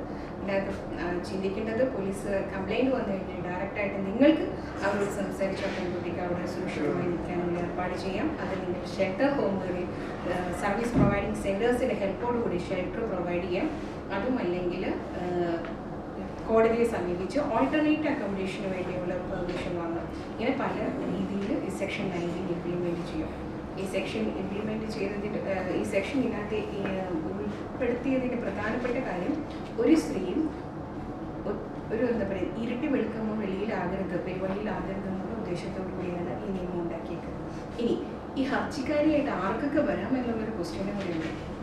നിയമപരമായ വിവാഹബന്ധത്തിൽ ഏർപ്പെട്ട സ്ത്രീക്ക് മാത്രമാണോ ഈ നിയമത്തിൻ്റെ പരിരക്ഷ ലഭിക്കുന്നു എന്നുള്ളൊരു ക്വസ്റ്റ്യൻ ഉണ്ട്. അതൊരു വളരെ പ്രധാനപ്പെട്ട ക്വസ്റ്റ്യനാണ്. അതിനകത്ത് നിയമപരമായി വിവാഹ ബന്ധത്തിൽ ഏർപ്പെട്ട സ്ത്രീ ആയിരിക്കണമെന്ന് യാതൊരു നിർബന്ധവുമില്ല. വിവാഹം കഴിച്ച് ഭാര്യാഭർത്തക്കന്മാരായി നിയമപരമായി വിവാഹം കഴിച്ചാലും ഇല്ല എങ്കിൽ ഭാര്യാഭർത്തൃ ബന്ധത്തിൽ ജീവിച്ചിട്ടുള്ള ആർക്കും ഈ നിയമത്തിൻ്റെ സംരക്ഷണം ലഭിക്കുമെന്നാണ്. അതായത് ഒരു നിയമപരമായി വിവാഹം കഴിക്കാത്ത, അതായത് വെപ്പാട്ടിയായിട്ടുള്ള ഒരു സ്ത്രീക്ക് പോലും ഈ നിയമത്തിൻ്റെ പരിരക്ഷ ലഭിക്കണമെന്ന് തന്നെയാണ് ഇതിനകത്ത് പറഞ്ഞിരിക്കുന്നത്. അതിന് ഒരുപാട് ഡിസിഷൻസ് വന്നിട്ടുണ്ട്. അപ്പം ഭാര്യ ഭർത്താവുമായ ലീഗലി മാരീഡ് ആയിരിക്കണം യാതൊരു നിർബന്ധവുമില്ല. ഭാര്യ ഭർത്താക്കന്മാരെ പോലെ ജീവിച്ചാൽ മതി. അപ്പം അതും ഒരു പ്രധാനപ്പെട്ട കാര്യമാണ്. ചില കേസുകളിൽ വന്നിട്ട് നമ്മളറിയാതെ പോലീസ് നമ്മൾ ചോദിക്കാറുണ്ട്, അതിന് നിങ്ങളെ നിയമപരമായി വിവാഹം കഴിച്ചിട്ടില്ലല്ലോ എന്നൊരു ചോദ്യം വരും. അതൊരിക്കലും ചോദിക്കരുത്. കാരണം അതിന് യാതൊരു ആവശ്യവുമില്ല. ഭാര്യ ഭർത്താക്കന്മാരെ പോലെ എന്ന് വെച്ചാൽ ഒരു ദിവസത്തേക്ക് താമസിച്ചു എന്നല്ല അർത്ഥം.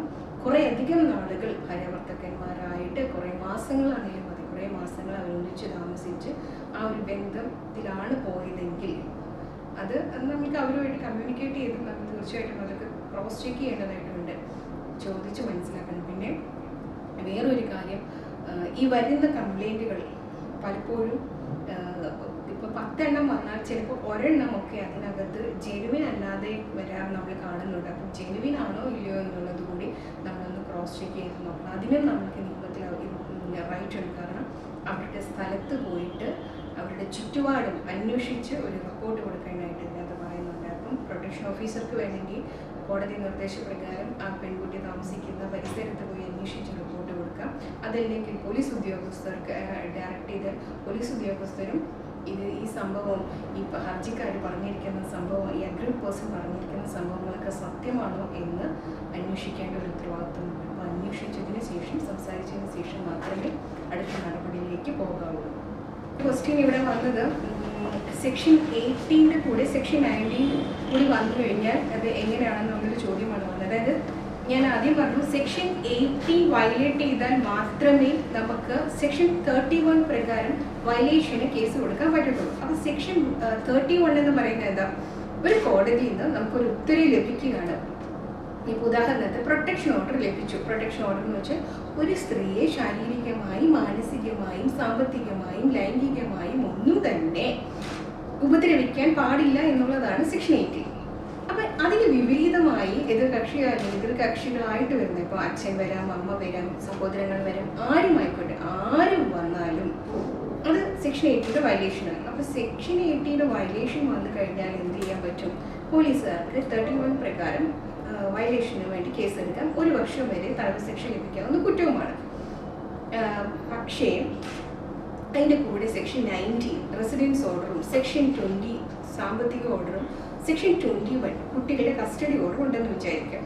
അപ്പോൾ എങ്ങനെ ഇത് ആക്ട് ചെയ്യാൻ പറ്റും എന്നുള്ളതാണ് ഇപ്പോൾ വന്നിരിക്കുന്ന ക്വസ്റ്റ്യൻ. ആ ക്വസ്റ്റ്യനകത്ത് സെക്ഷൻ 19-ഉം 20-യും 21-ഉം അത് വയലേഷൻ വന്നാൽ കോടതിക്കാണ് അത് ജുറിസ്ഡിക്ഷൻ എടുക്കാനുള്ള, അല്ല ഈ വയലേഷൻ എടുക്കാനുള്ള അധികാരമുള്ളത്. നമുക്ക് 18 പ്രകാരമുള്ള. അപ്പോൾ ഇത് പക്ഷേ നമ്മൾ ആ 18 മാത്രം, ഇപ്പം 18 പ്രകാരം വയലേഷൻ വന്നു അല്ലേ? അപ്പോൾ വന്ന് നമ്മൾ എന്ത് ചെയ്യും? നമ്മൾ 18 പ്രകാരം കേസെടുക്കുക. നമ്മൾ 19, 20, 21 വയലേഷനെ കുറിച്ച് ആലോചിക്കേണ്ട. ഇത് അങ്ങോട്ട് ഇന്റർ റിലേറ്റഡ് ആണ്. 18, 19, 20, 21 എല്ലാം അങ്ങോട്ടും ഇങ്ങോട്ടും പരസ്പരം ബന്ധപ്പെട്ട് കിടക്കുന്നതാണ്.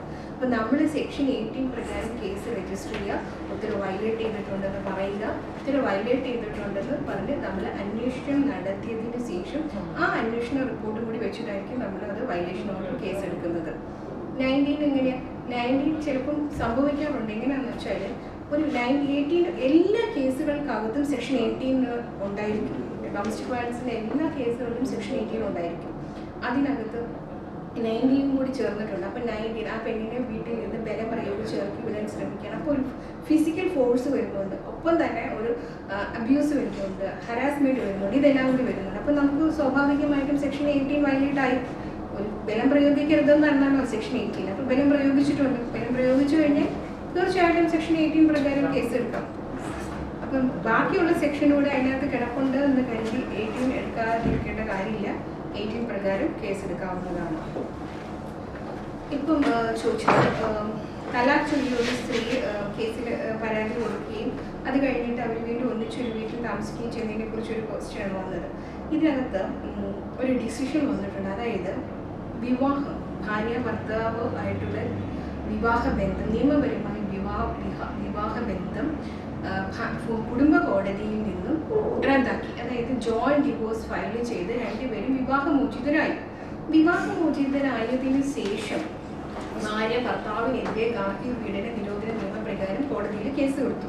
ഈ കേസ് നിലനിൽക്കുമോ എന്നുള്ളൊരു ചോദ്യം വന്നു.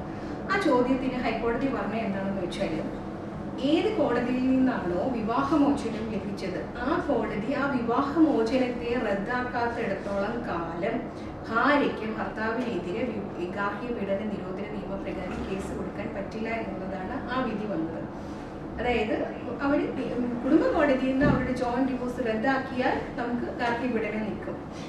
അല്ല, രണ്ടുപേരും ഡിവോഴ്സാണ് എങ്കിൽ ഗാർഹിക പീഡനം നിൽക്കത്തില്ല. ഇതാണ് അതിൻ്റെ ചുരുക്കം. അതുപോലെ തന്നെയാണ് ഇവിടെയും ഭാര്യ ഭർത്താക്കന്മാരായിട്ട് ഒരു ഇപ്പോൾ തലാഖ് ചൊല്ലി അവർ രണ്ടുപേരും അവരുടെ മുസ്ലിം വിധി പ്രകാരം വിവാഹമോചിതരായി എന്നുള്ളതാണ്. പക്ഷേ ഇവിടെ ഒരു കാര്യം എന്ന് വെച്ചാൽ തലാഖ് ചൊല്ലിയതുകൊണ്ട് മാത്രം നിയമപരമായി വിവാഹം മോചിക്കപ്പെടുന്നില്ല. അത് കോടതിയിൽ നിന്ന് തന്നെ അത് നിയമപരമായ വിവാഹമോചനത്തിനുള്ള ഉത്തരവ് കിട്ടിയാൽ മാത്രമേ അത് വിവാഹമോചനം നിലവിൽ വരത്തുള്ളൂ. അപ്പം ഒരാൾ മാത്രം തലാഖോ മുത്തലാഖോ ചൊല്ലി എന്ന് പറഞ്ഞിട്ട് ഡിവോഴ്സ് ആവുന്നില്ല എന്നുള്ളൊരു കാര്യം നമ്മൾ മനസ്സിലാക്കണം. പിന്നെ അവർ വീണ്ടും ഒന്നിച്ചു പോയി കഴിഞ്ഞാൽ വീണ്ടും അത് പഴയ പോലെ ആ ഒരു എഫക്റ്റ് വരുവാണ്. ലീഗലി വെഡഡ് ഹസ്ബൻഡ് അല്ലെങ്കിൽ എന്താ പറയുക, ഭാര്യ ഭർത്താക്കന്മാരെ പോലെ താമസിച്ചാലും മതിയെന്ന് ഞാൻ പറഞ്ഞിരുന്നു. അപ്പോൾ അങ്ങനെ ഒരു വിവാഹ ബന്ധത്തിൽ ഏർപ്പെട്ട ഒരു വീടിനകത്ത് ഒന്നിച്ച് അവർ കുറച്ച് കാലം കൂടി ഒന്നിച്ച് താമസിക്കുകയാണ്. ആ സമയം ഭർത്താവിൽ നിന്ന് ശാരീരികമോ മാനസികമായ ഉപദ്രവമോ ഒരു സ്ത്രീക്കുണ്ടായാൽ തീർച്ചയായിട്ടും ഗാർഹിക പീഡന നിരോധനത്തിന്റെ പരിധിയിൽ വരികയും ആ സ്ത്രീക്ക് ഈ നിയമപരമായിട്ടുള്ള എല്ലാ സംരക്ഷണവും ലഭിക്കുകയും ചെയ്യും. കോടതിയിൽ നിയമപരമായിട്ട് പോയി കേസ് കൊടുക്കാനും പറ്റും. ഡൊമസ്റ്റിക് വയലൻസ് ആക്ട് പ്രകാരം കേസ് കൊടുക്കാം. കാരണം അവരുടെ എങ്ങനെയാ അത് നിയമപരമായി ആ വിവാഹമോചനം ആയി എന്നുള്ള ഒരു പേപ്പർ ഇല്ലാത്തത്തോളം കാലം, അതായത് ലീഗലി അവർ സെപ്പറേറ്റഡ് ആയി കോടതി അവരെ വേർപെടുത്തി നിയമപരമായി വേർപെടുത്തിയാൽ അവർക്ക് ഈ നിയമത്തിന്റെ പരിരക്ഷ കിട്ടത്തില്ല.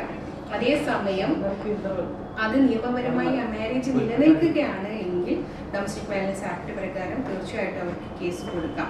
അപ്പം ഞാൻ ആദ്യമേ പറഞ്ഞു, തലാഖ് എന്ന് പറയുന്നത് പഴയതുപോലെയല്ല, അതിൻ്റെ അവസ്ഥ മാറി. അത് നിയമപരമായിട്ട് കോടതി മുഖാന്തരം തന്നെ വിവാഹമോചനം നേടേണ്ടതായിട്ടുണ്ട്. ഭർത്താവ് തലാഖ് ഒരു ഭാര്യയെ അക്സെപ്റ്റ് ചെയ്യണം. അത് രണ്ട് അവരുടെ പള്ളികളിലേക്കും അതിൻ്റെ മെസ്സേജ് പോകണം, കമ്മ്യൂണിക്കേഷൻ നടക്കണം, ഭാര്യ അക്സെപ്റ്റ് ചെയ്യണം. അതുപോലെ തന്നെ അവർക്ക് അതിൻ്റെ കോമ്പൻസേഷൻ കൊടുക്കും. ഇങ്ങനെ കുറേ അധികം പ്രോസസ്സ് അതിനകത്തുണ്ട്. ആ പ്രോസസ്സുകളെല്ലാം കംപ്ലൈൻറ്റ് ചെയ്താൽ മാത്രമേ അവരുടെ വിവാഹമോചനം അല്ലെങ്കിൽ മൊഴി ചൊല്ലുന്നത് സാധുവാകത്തുള്ളൂ. അപ്പം അല്ലാത്തത്രയും കാലം അത് നിയമപരമായി നിലനിൽക്കുക തന്നെ ചെയ്യും. സെക്ഷൻ 19 വയലേറ്റ് ചെയ്താൽ പോലീസ് റിപ്പോർട്ട് ആവശ്യമാണ്.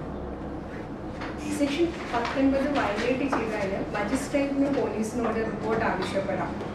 അതുപോലെ തന്നെ പ്രൊട്ടക്ഷൻ ഓഫീസർക്ക് പോലീസിനോട് റിപ്പോർട്ട് ആവശ്യപ്പെടാം. ഈ ഒരു സംഭവത്തിൽ ഇന്ന സ്ഥലത്ത് ഇന്ന ആൾക്ക് ഇന്ന കേസ് പ്രകാരം പ്രൊട്ടക്ഷൻ ഓർഡർ ഉണ്ടായിരുന്നുവെന്നും റെസിഡൻസ് ഓർഡർ ഉണ്ടായിരുന്നുവെന്നും അത് വയലേറ്റ് ചെയ്യപ്പെട്ടിട്ടുണ്ടോ എന്നും അന്വേഷിച്ച് കോടതിയിൽ റിപ്പോർട്ട് സബ്മിറ്റ് ചെയ്യാനായിട്ട് ആവശ്യപ്പെട്ടാൽ തീർച്ചയായിട്ടും നമ്മൾ ആ റിപ്പോർട്ട് സബ്മിറ്റ് ചെയ്യേണ്ടതായിട്ടുണ്ട്. അതല്ല എന്നുണ്ടെങ്കിൽ നമ്മൾ റിപ്പോർട്ട് സബ്മിറ്റ് ചെയ്യേണ്ടതായിട്ട് ആവശ്യമില്ല.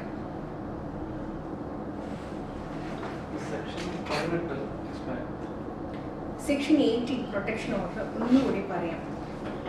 എന്താണ് ആദ്യം നമ്മൾ നോക്കേണ്ടത്? ഈ നിയമത്തിനകത്ത് പറയുന്ന കുറ്റകൃത്യം എന്താണെന്നുള്ളതാണ്. അതൊന്നുകൂടി നോക്കിയാൽ, ഒരു വീടിനകത്ത് ഭാര്യയും ഭർത്താവുമായി ജീവിച്ച 2 വ്യക്തികൾ, അവരെ ചുറ്റിപ്പറ്റി ഭർത്താവിനെ ചുറ്റിപ്പറ്റി ഭർത്താവിൻ്റെ അച്ഛൻ വരാം, അമ്മ വരാം, സഹോദരങ്ങൾ വരാം, മുത്തശ്ശിയും വരാം. അപ്പം ഒരു കുടുംബത്തിൽ ആരൊക്കെ വരുന്നുണ്ടോ അവരെല്ലാം ഈ നിയമത്തിൻ്റെ പരിധിയിൽ വരും. ഒരു സ്ത്രീ ഭർത്താവിൻ്റെ വീട്ടിൽ ശാരീരികമായോ മാനസികമായോ സാമ്പത്തികമായോ ലൈംഗികമായോ ഉപദ്രവിക്കപ്പെടുകയാണ് എന്ന് ആ പെൺകുട്ടി വന്ന് പറഞ്ഞാൽ അത്തരത്തിൽ അത് എന്ത് തരം അബ്യൂസീവ് ആകാം. ചിലപ്പോൾ അവളെ കറുത്തവളെന്ന് വിളിക്കാം, അല്ലെങ്കിൽ മക്കളില്ലാത്ത പെൺകുട്ടിയെ മച്ചി എന്ന് വിളിച്ച് അധിക്ഷേപിക്കാം, അതല്ലെങ്കിൽ നിന്നെ ഒന്നിനും കൊള്ളില്ല എന്ന് പറഞ്ഞ് അധിക്ഷേപിക്കാം, അല്ലെങ്കിൽ നീ കൊണ്ടുവന്ന് നിനക്ക് വീട്ടിൽ നിന്ന് കിട്ടിയത് കുറഞ്ഞു പോയി എന്ന് പറയാം, അല്ലെങ്കിൽ നീ കാരണം എൻ്റെ മകന് ദോഷമാണ്, നീ ഇവിടെ കാല് വെച്ചതോടുകൂടി എൻ്റെ മകന് ദോഷങ്ങളാണ് സംഭവിക്കുന്നത്, അല്ലെങ്കിൽ കുടുംബത്തിന് നാശമാണ് സംഭവിക്കുന്നതെന്ന് പറയാം. അവൾക്ക് നേരെ ചൊവ്വേ ഭക്ഷണം കൊടുക്കാതിരിക്കാം, അവളെ കൊണ്ട് ഒരുപാട് പണി ചെയ്യിപ്പിക്കും. ഒരു സ്ത്രീക്ക് വേണ്ട പരിരക്ഷകളോ അല്ലെങ്കിൽ വേണ്ട അവൾക്ക് ഓരോരുത്തർക്കും ഉണ്ടല്ലോ ഒരു ബഹുമാനം കിട്ടേണ്ടതായ ആ പെൺകുട്ടിക്ക് യാതൊരുവിധ ബഹുമാനവും കിട്ടാതെ വരിക, വീട്ടുവേലക്കാരുടെ ഒരു ഇതുപോലും ഇല്ലാതെ പരിഗണന പോലും കൊടുക്കാതിരിക്കുക, ഇത്തരത്തിലുള്ള ചൂഷണങ്ങൾ, അതുപോലെ കുത്തുവാക്കുകൾ, പിന്നെ സാമ്പത്തികമായി അവൾ കൊണ്ടുവന്ന അവളുടെ സ്വർണ്ണാഭരണവും പണവും അവളുടെ അനുവാദമില്ലാതെ, അല്ലെങ്കിൽ അവളെ അനുവാദത്തോടു കൂടിയാണെങ്കിൽ അവളെ നിർബന്ധിച്ച് അവളെ ഭീഷണിപ്പെടുത്തി അവളുടെ സ്വത്തുവകകളൊക്കെ കൈക്കലാക്കി അവളെ ഉപദ്രവിക്കുക, ഇങ്ങനെയുള്ള ഏത് തരം അവളെ ഫോഴ്സ്ഫുള്ളി അവളുടെ കയ്യിൽ നിന്നെല്ലാം അപഹരിച്ചെടുക്കുക. അപ്പം ഒരു പെൺകുട്ടിക്ക് ശാരീരികമായ ഉപദ്രവം ഉണ്ടാവുകയോ മാനസികമായ ഉപദ്രവം ഉണ്ടാവുകയോ അല്ലെങ്കിൽ ലൈംഗികമായ ഉപദ്രവം ഉണ്ടാകുകയോ അങ്ങനെ എന്ത് തരത്തിലുള്ള ഉപദ്രവവും ഉണ്ടായാൽ സെക്ഷൻ 18 പരിധിയിൽ അത് വരും. അപ്പം അവൾക്കുണ്ടാകുന്ന എല്ലാത്തരം വിഷമങ്ങളും എല്ലാത്തരം പീഡനങ്ങളും സെക്ഷൻ 18 എന്നതിൻ്റെ നിർവചനത്തിൽ വരുന്നതാണ്. അപ്പം നമുക്ക് എന്ത് ചെയ്യാൻ പറ്റും? നമ്മൾ ആദ്യം പറഞ്ഞതുപോലെ കോടതിയെ സമീപിച്ച് പ്രൊട്ടക്ഷൻ ഓർഡർ നമുക്ക് നേടാൻ പറ്റും. ചില കേസുകളിൽ ഇപ്പോൾ സംഭവിച്ചിരിക്കുന്നതെന്ന് പറഞ്ഞാൽ, ഉദാഹരണം പറഞ്ഞാൽ, കുട്ടിയെ ഞാൻ നിനക്ക് തരില്ല, ഞാൻ കുട്ടിയെ എടുത്ത് മാറ്റും. ഇപ്പോൾ ഒരു ഇരട്ട കുട്ടികൾ ഒരു അമ്മയ്ക്കുണ്ടായി. ആ സ്ത്രീയുടെ ഒരു കുട്ടിയെ ആ സ്ത്രീയുടെ ഭർത്താവിൻ്റെ അച്ഛനും അമ്മയും എടുത്തുകൊണ്ടങ്ങ് പോയി. ഒരു കുട്ടി അവർക്ക് കൊടുത്തു. അതിന് അവർ പറയുന്ന ന്യായം എന്ന് വെച്ചാൽ, ഒരു കുട്ടി വിദ്യാഭ്യാസം കുറഞ്ഞ ആൾക്കാരാണ്. അപ്പോൾ ആ അമ്മായിമ്മ പറയുന്നത്, ഒരു കുട്ടി എൻ്റെ മകനുണ്ടായതും മറ്റേ കുട്ടി വേറെ ആർക്കും ഉണ്ടായതുമാണെന്നാണ് അവർ പറയുന്നത്. അപ്പോൾ ആലോചിച്ച് നോക്കി അവർക്ക് എത്രമാത്രം ബോധ്യങ്ങളുണ്ടെന്ന്. അപ്പോൾ ഒരു കുട്ടി അവരങ്ങ് കൊണ്ടുപോയി. ഈ അമ്മയ്ക്ക് ആ കുട്ടിയെ കാണാൻ അനുവദിക്കില്ല, ഭക്ഷണം കൊടുക്കാൻ അനുവദിക്കത്തില്ല, ആ കുട്ടിയെ കൊണ്ട് എവിടെയെങ്കിലും യാത്ര പോകാൻ അനുവദിക്കത്തില്ല, കൂടെ കിടക്കാൻ അനുവദിക്കത്തില്ല, എന്തെങ്കിലും മുലപ്പാൽ കൊടുക്കാൻ പോലും സമ്മതിക്കുന്നില്ല. അപ്പം അത് ഒരു തരം പീഡനമാണ് അല്ലേ?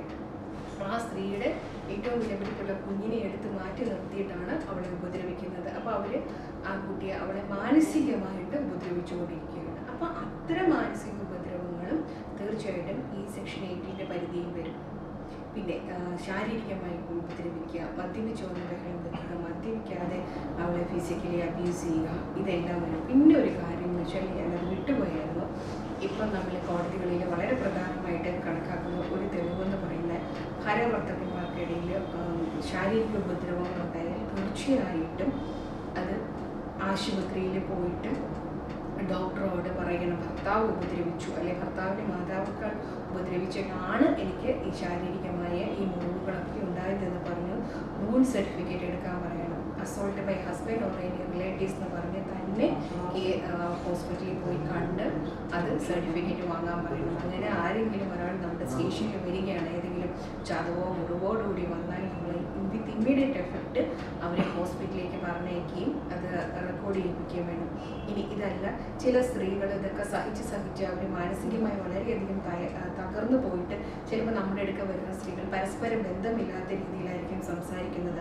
അപ്പം എന്താ ചെയ്യുക? നമ്മൾ വിചാരിക്കുക ആ സ്ത്രീക്ക് മാനസിക വിഭ്രാന്തിയാണ്, ഭ്രാന്താണെന്ന് പറഞ്ഞ് നമ്മൾ അവരെ തിരിച്ചയക്കാൻ പാടില്ല. അപ്പോൾ നമ്മൾ ഇമ്മീഡിയറ്റ് ആയിട്ട് അവർക്ക് വേണ്ട ട്രീറ്റ്മെൻറ്റ് കൊടുക്കാനുള്ള മാനസിക ട്രീറ്റ്മെൻറ്റോ അല്ലെങ്കിൽ കൗൺസിലിംഗ് എന്താണ് കൊടുക്കാനുള്ളത് അത് പ്രൊവൈഡ് ചെയ്യുന്നത്. ശരിക്കും പറഞ്ഞാൽ പ്രൊട്ടക്ഷൻ ഓഫീസറിൻ്റെ റെസ്പോൺസിബിലിറ്റിക്കകത്ത് വരുന്നതാണ് ഹോസ്പിറ്റലിൽ ഒരു സ്ത്രീയെ എത്തിക്കാനായിട്ടുള്ള യാത്രാ ചെലവുകൾക്ക് കൊടുക്കുക, പ്രോപ്പറായിട്ടുള്ള മെഡിക്കൽ കെയർ അവൾക്ക് കൊടുക്കുക, ഇനി അവൾക്ക് ഷെൽട്ടർ പ്രൊവൈഡ് ചെയ്യണമെങ്കിൽ ഷെൽട്ടർ പ്രൊവൈഡ് ചെയ്യുക, ഇനി ഫിസിക്കൽ സൈക്കോളജിസ്റ്റ് ആണെങ്കിൽ അങ്ങനെ, സൈക്കാട്രിസ്റ്റിനെ ആണ് അങ്ങനെ, ആരാണോ അവൾക്ക് ആപ്റ്റായിട്ടുള്ള അവരുടെ മുമ്പിൽ അവളെ എത്തിക്കുക. കുട്ടിയെയും അതുപോലെ തന്നെ ഒരു സ്ത്രീയാണ് വരുന്നതെങ്കിൽ ആ സ്ത്രീയുടെ ചുറ്റിപ്പറ്റിയുള്ള കുട്ടികളെയും പ്രൊട്ടക്ഷൻ ഓഫീസർ സംരക്ഷിച്ച് അവരെ വേണ്ട സ്ഥലത്ത് വേണ്ട മെഡിസിനൊക്കെ കൊടുത്ത് അവർക്ക് വേണ്ട യാത്രാപടികൾ ഉൾപ്പെടെ കൊടുത്ത് അവരെ സംരക്ഷിക്കണം എന്നുള്ളതാണ്. വളരെ വിപുലമായ ഒരു സെക്ഷനാണ് സെക്ഷൻ 18 എന്ന് പറയുന്നത്. വളരെ എല്ലാ കേസുകളിലും സെക്ഷൻ 18 ഓട്ടോമാറ്റിക്കലി ഇൻക്ലൂഡഡ് ആവും. കാരണം എന്തെങ്കിലുമൊക്കെ തരത്തിലുള്ള ഹരാസ്മെൻറ്റ്, ഫിസിക്കൽ ഹരാസ്മെൻറ്റ്, എക്കണോമിക്, എന്തൊക്കെ തരത്തിലുള്ള ഹരാസ്മെൻറ്റ് ആണെങ്കിൽ മെൻ്റൽ ഹരാസ്മെൻറ്റ് ഒക്കെ അതിനകത്ത് വരും. അപ്പോൾ സെക്ഷൻ 18 വന്നു കഴിഞ്ഞാൽ നിങ്ങൾ ആദ്യമേ ഒരു കംപ്ലയിൻറ്റ് വന്നാൽ നിങ്ങൾ അവരോട് ചോദിക്കണം, എന്തെങ്കിലുമൊക്കെ ഇഞ്ചുറീസ് ഉണ്ടോ എന്ന് ചോദിക്കുക. ഉണ്ടെങ്കിൽ നിങ്ങൾ ഹോസ്പിറ്റലിലേക്ക് പറഞ്ഞു വിടുക, ട്രീറ്റ്മെൻറ്റിന് വേണ്ടിയുള്ള ഏർപ്പാടുകളൊക്കെ ചെയ്യും. സെക്ഷൻ 18 മനസ്സിലായെന്ന് കരുതുന്നു. ഓഫീസേഴ്സും സർവീസ് പ്രൊവൈഡിംഗ് സെൻറ്റേഴ്സും പ്രൊട്ടക്ഷൻ ഓഫീസേഴ്സും 3 പേരും കൂടി യോജിച്ചു നിന്നാൽ മാത്രമേ നമുക്ക് ഈ നിയമം ഫലപ്രദമായി നടപ്പിലാക്കാൻ കഴിയുകയുള്ളൂ. കോടതികൾക്ക് ഉത്തരവുകൾ നമുക്ക് നൽകാനേ പറ്റൂ. ആ ഉത്തരവ് ഒരു സ്ത്രീയുടെ കയ്യിൽ ഒരു പ്രൊട്ടക്ഷൻ ഓർഡർ ഉണ്ട് എന്ന് പറഞ്ഞ് ഒരു A4 സൈസ് പേപ്പറിൽ ആ ഓർഡറും കൈപ്പിടിച്ചുകൊണ്ടിരുന്നാൽ അവൾക്കെതിരെയുള്ള അബ്യൂസുകൾ അവസാനിക്കുന്നില്ല. അത് പോലീസുകാരുടെ സഹായത്തോടുകൂടി നീതി അവൾക്ക് നടപ്പിലാക്കി കിട്ടണം. അത് എക്സിക്യൂട്ട് ചെയ്ത് കിട്ടിയാൽ മാത്രമേ അതുകൊണ്ട് പ്രയോജനമുള്ളൂ. പ്രൊട്ടക്ഷൻ ഓർഡർ ആയിട്ട് വരുന്ന ഒരു സ്ത്രീയെ തീർച്ചയായിട്ടും നിങ്ങൾ സഹായിക്കണം. സഹായിച്ചെങ്കിൽ മാത്രമേ അതുകൊണ്ട് ഈ നിയമം കൊണ്ട് എന്താണോ ഉദ്ദേശിച്ചത് അത് നടപ്പിൽ വരത്തുള്ളൂ. അപ്പോൾ ഒരു വലിയ അധികാരമാണ് ഈ നിയമം പോലീസ് ഓഫീസേഴ്സിന് തരുന്നത്. പ്രൊട്ടക്ഷൻ ഓർഡർ എന്ന് പറയുന്ന ഈ ഇത് വയലേറ്റ് ചെയ്താൽ അത് വേണ്ട. ഇപ്പം ഇതുപോലെ തന്നെ പ്രൊട്ടക്ഷൻ ഓർഡർ എങ്ങനെ വയലേറ്റ് ചെയ്താൽ എങ്ങനെ കേസ് എടുക്കും എന്നുള്ളൊരു ക്വസ്റ്റ്യൻ ഉണ്ട്. തീർച്ചയായിട്ടും അതിനകത്ത് പറയുന്നുണ്ട് ഒരു സ്ത്രീയുടെ മൊഴിയുടെ അടിസ്ഥാനത്തിലാണ് കേസ് എടുക്കേണ്ടത്. അപ്പം ഓർഡർ വയലേറ്റ് ചെയ്ത് കഴിഞ്ഞാൽ നമ്മൾ ആ സ്ത്രീയെ വിളിച്ചിട്ട് ആ ഓർഡർ എങ്ങനെയൊക്കെയാണ് വയലേറ്റ് ചെയ്തതെന്ന് ചോദിച്ച് നമ്മൾ സാധാരണ കേസിൽ മൊഴി എടുക്കുന്നത് പോലെ തന്നെ മൊഴി റെക്കോർഡ് ചെയ്യേണ്ടതായിട്ട് വരുന്നുണ്ട്. അപ്പോൾ അവരോട് ആ കാര്യങ്ങളെല്ലാം ചോദിച്ചറിഞ്ഞിട്ട് അത് അതുപോലെ തന്നെ റെക്കോർഡ് ചെയ്യുകയും ആ റെക്കോർഡ് ചെയ്തതിന് ശേഷം സ്റ്റേഷൻ്റെതായ ഒരു അന്വേഷണം കൂടി നടത്തി ഈ അന്വേഷണ റിപ്പോർട്ടും കൂടി ചേർന്ന് വേണം ഇത് കോടതിയിലേക്ക് ഹാൻഡ് ഓവർ ചെയ്യാനും. അതുപോലെ തന്നെ നമുക്ക് വയലേറ്റ് ചെയ്ത ആളെ അറസ്റ്റ് ചെയ്യാനുള്ള അധികാരമുണ്ട്. അറസ്റ്റ് ചെയ്ത് കോടതി മുമ്പിൽ പ്രൊഡ്യൂസ് ചെയ്യുകയും അവിടുന്ന് വേണം ജാമ്യം എടുക്കുകയും ചെയ്യും. ജാമ്യത്തിൽ ഇറങ്ങിയ ഒരാളുടെ കാര്യത്തിലും പോലീസ് ഉദ്യോഗസ്ഥർക്ക് റെസ്പോൺസിബിലിറ്റി ഉണ്ട്. അയാൾ ഈ കുറ്റം ആവർത്തിക്കുന്നുണ്ടോ എന്നുള്ളത് അന്വേഷിക്കേണ്ടതായിട്ടുണ്ട്. അപ്പോൾ ആവർത്തിക്കുന്നുണ്ട് എന്നുള്ളത് ഉറപ്പ് വരികയാണെങ്കിൽ വീണ്ടും നമ്മൾ ഇതുപോലെ തന്നെ അയാൾക്കെതിരെ കേസ് രജിസ്റ്റർ ചെയ്യുകയും കോടതി മുൻപാകെ സമർപ്പിക്കുകയും ചെയ്യേണ്ടതായിട്ടുണ്ട്. അപ്പം വയലേറ്റ് ചെയ്താൽ 1 വർഷം വരെ തടവ് ശിക്ഷ ലഭിക്കാവുന്നതും 20,000 രൂപയോളം പിഴ ഈടാക്കാവുന്നതുമായ കുറ്റമാണെന്നുള്ളത് നമ്മൾ ആ എതിർ കക്ഷിയെ പറഞ്ഞ് ബോധ്യപ്പെടുത്തേണ്ടതായിട്ടുള്ള ഒരു ഉത്തരവാദിത്വം കൂടി പോലീസുകാർക്കുണ്ടാകും.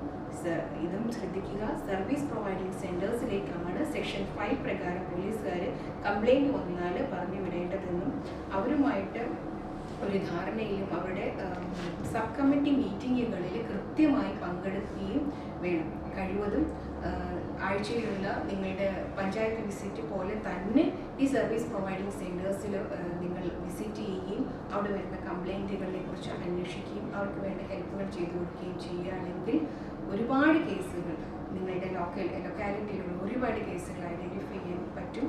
അങ്ങനെ ഒരു പ്രോസസ്സ് കണ്ടിന്യൂസ് ഒരു പ്രോസസ്സ് നടക്കുന്നുണ്ടെന്ന് പറഞ്ഞാൽ ഒരു പരിധി വരെ ഈ വയലേഷൻ ഉണ്ടാകാതിരിക്കുകയും ചെയ്യും. പലപ്പോഴും നമ്മൾ കണ്ടുവരുന്നത് പോലീസുകാർ വിളിച്ച് നല്ലൊരു രീതിയിൽ ഒരു താക്കീത് കൊടുക്കുകയാണ് എങ്കിൽ പലപ്പോഴും പല പുരുഷന്മാരും മദ്യത്തിനാണെങ്കിലും മറ്റു കാര്യങ്ങളിലൊക്കെ ആണെങ്കിലും പോയാൽ കുറേയൊക്കെ പേടിക്കുന്നതായിട്ടും കുറേയൊക്കെ മാറി നടക്കുന്നതായിട്ട് നമ്മൾ കണ്ടിട്ടുണ്ട്.